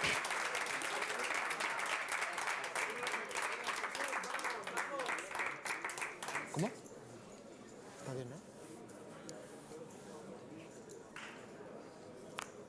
8160 blinds. It's a heck of a start. From Kent Lundmark, 325,000. Ugh. Well, if this is a sign of things to come, really liking Kent Lundmark here.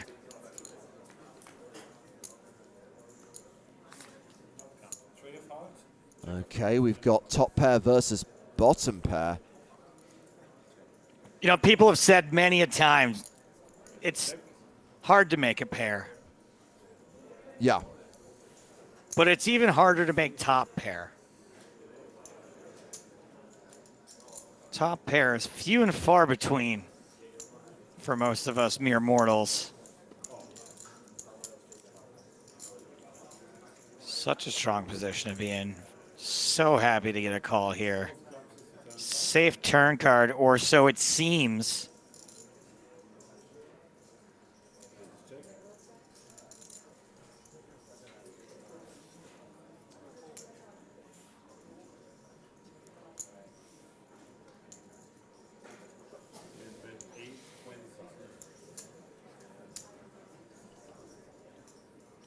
No getting away from this now.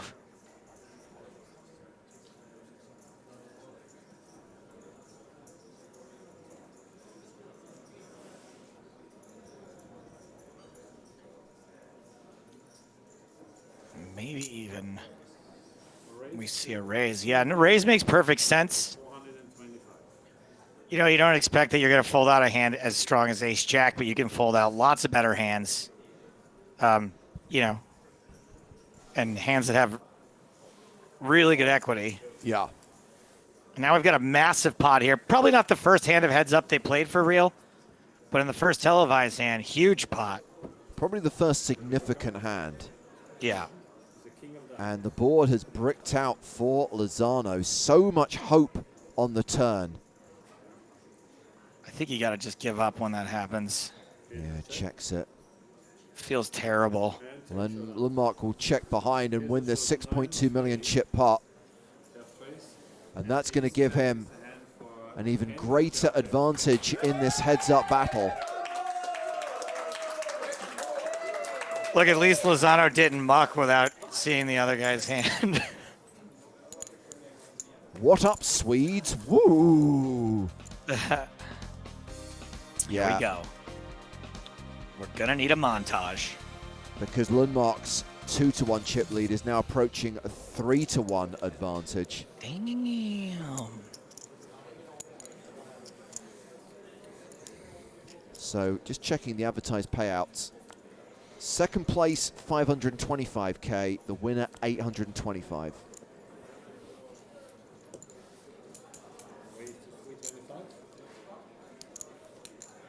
Lundmark with ace queen, Lozano with king jack.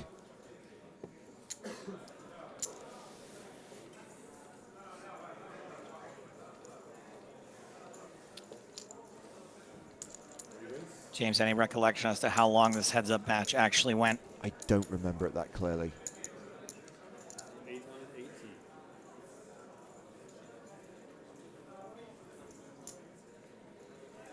I don't recall it. I don't recall it being an epic heads-up battle. I remember the final table being quite meaty, but I don't remember the heads-up going on forever.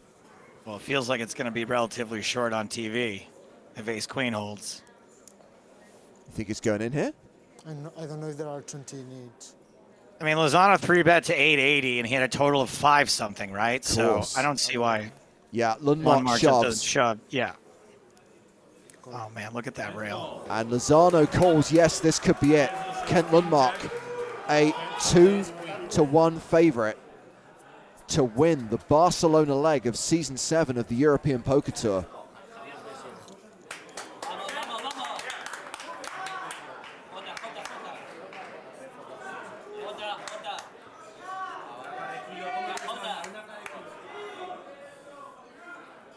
Let's see the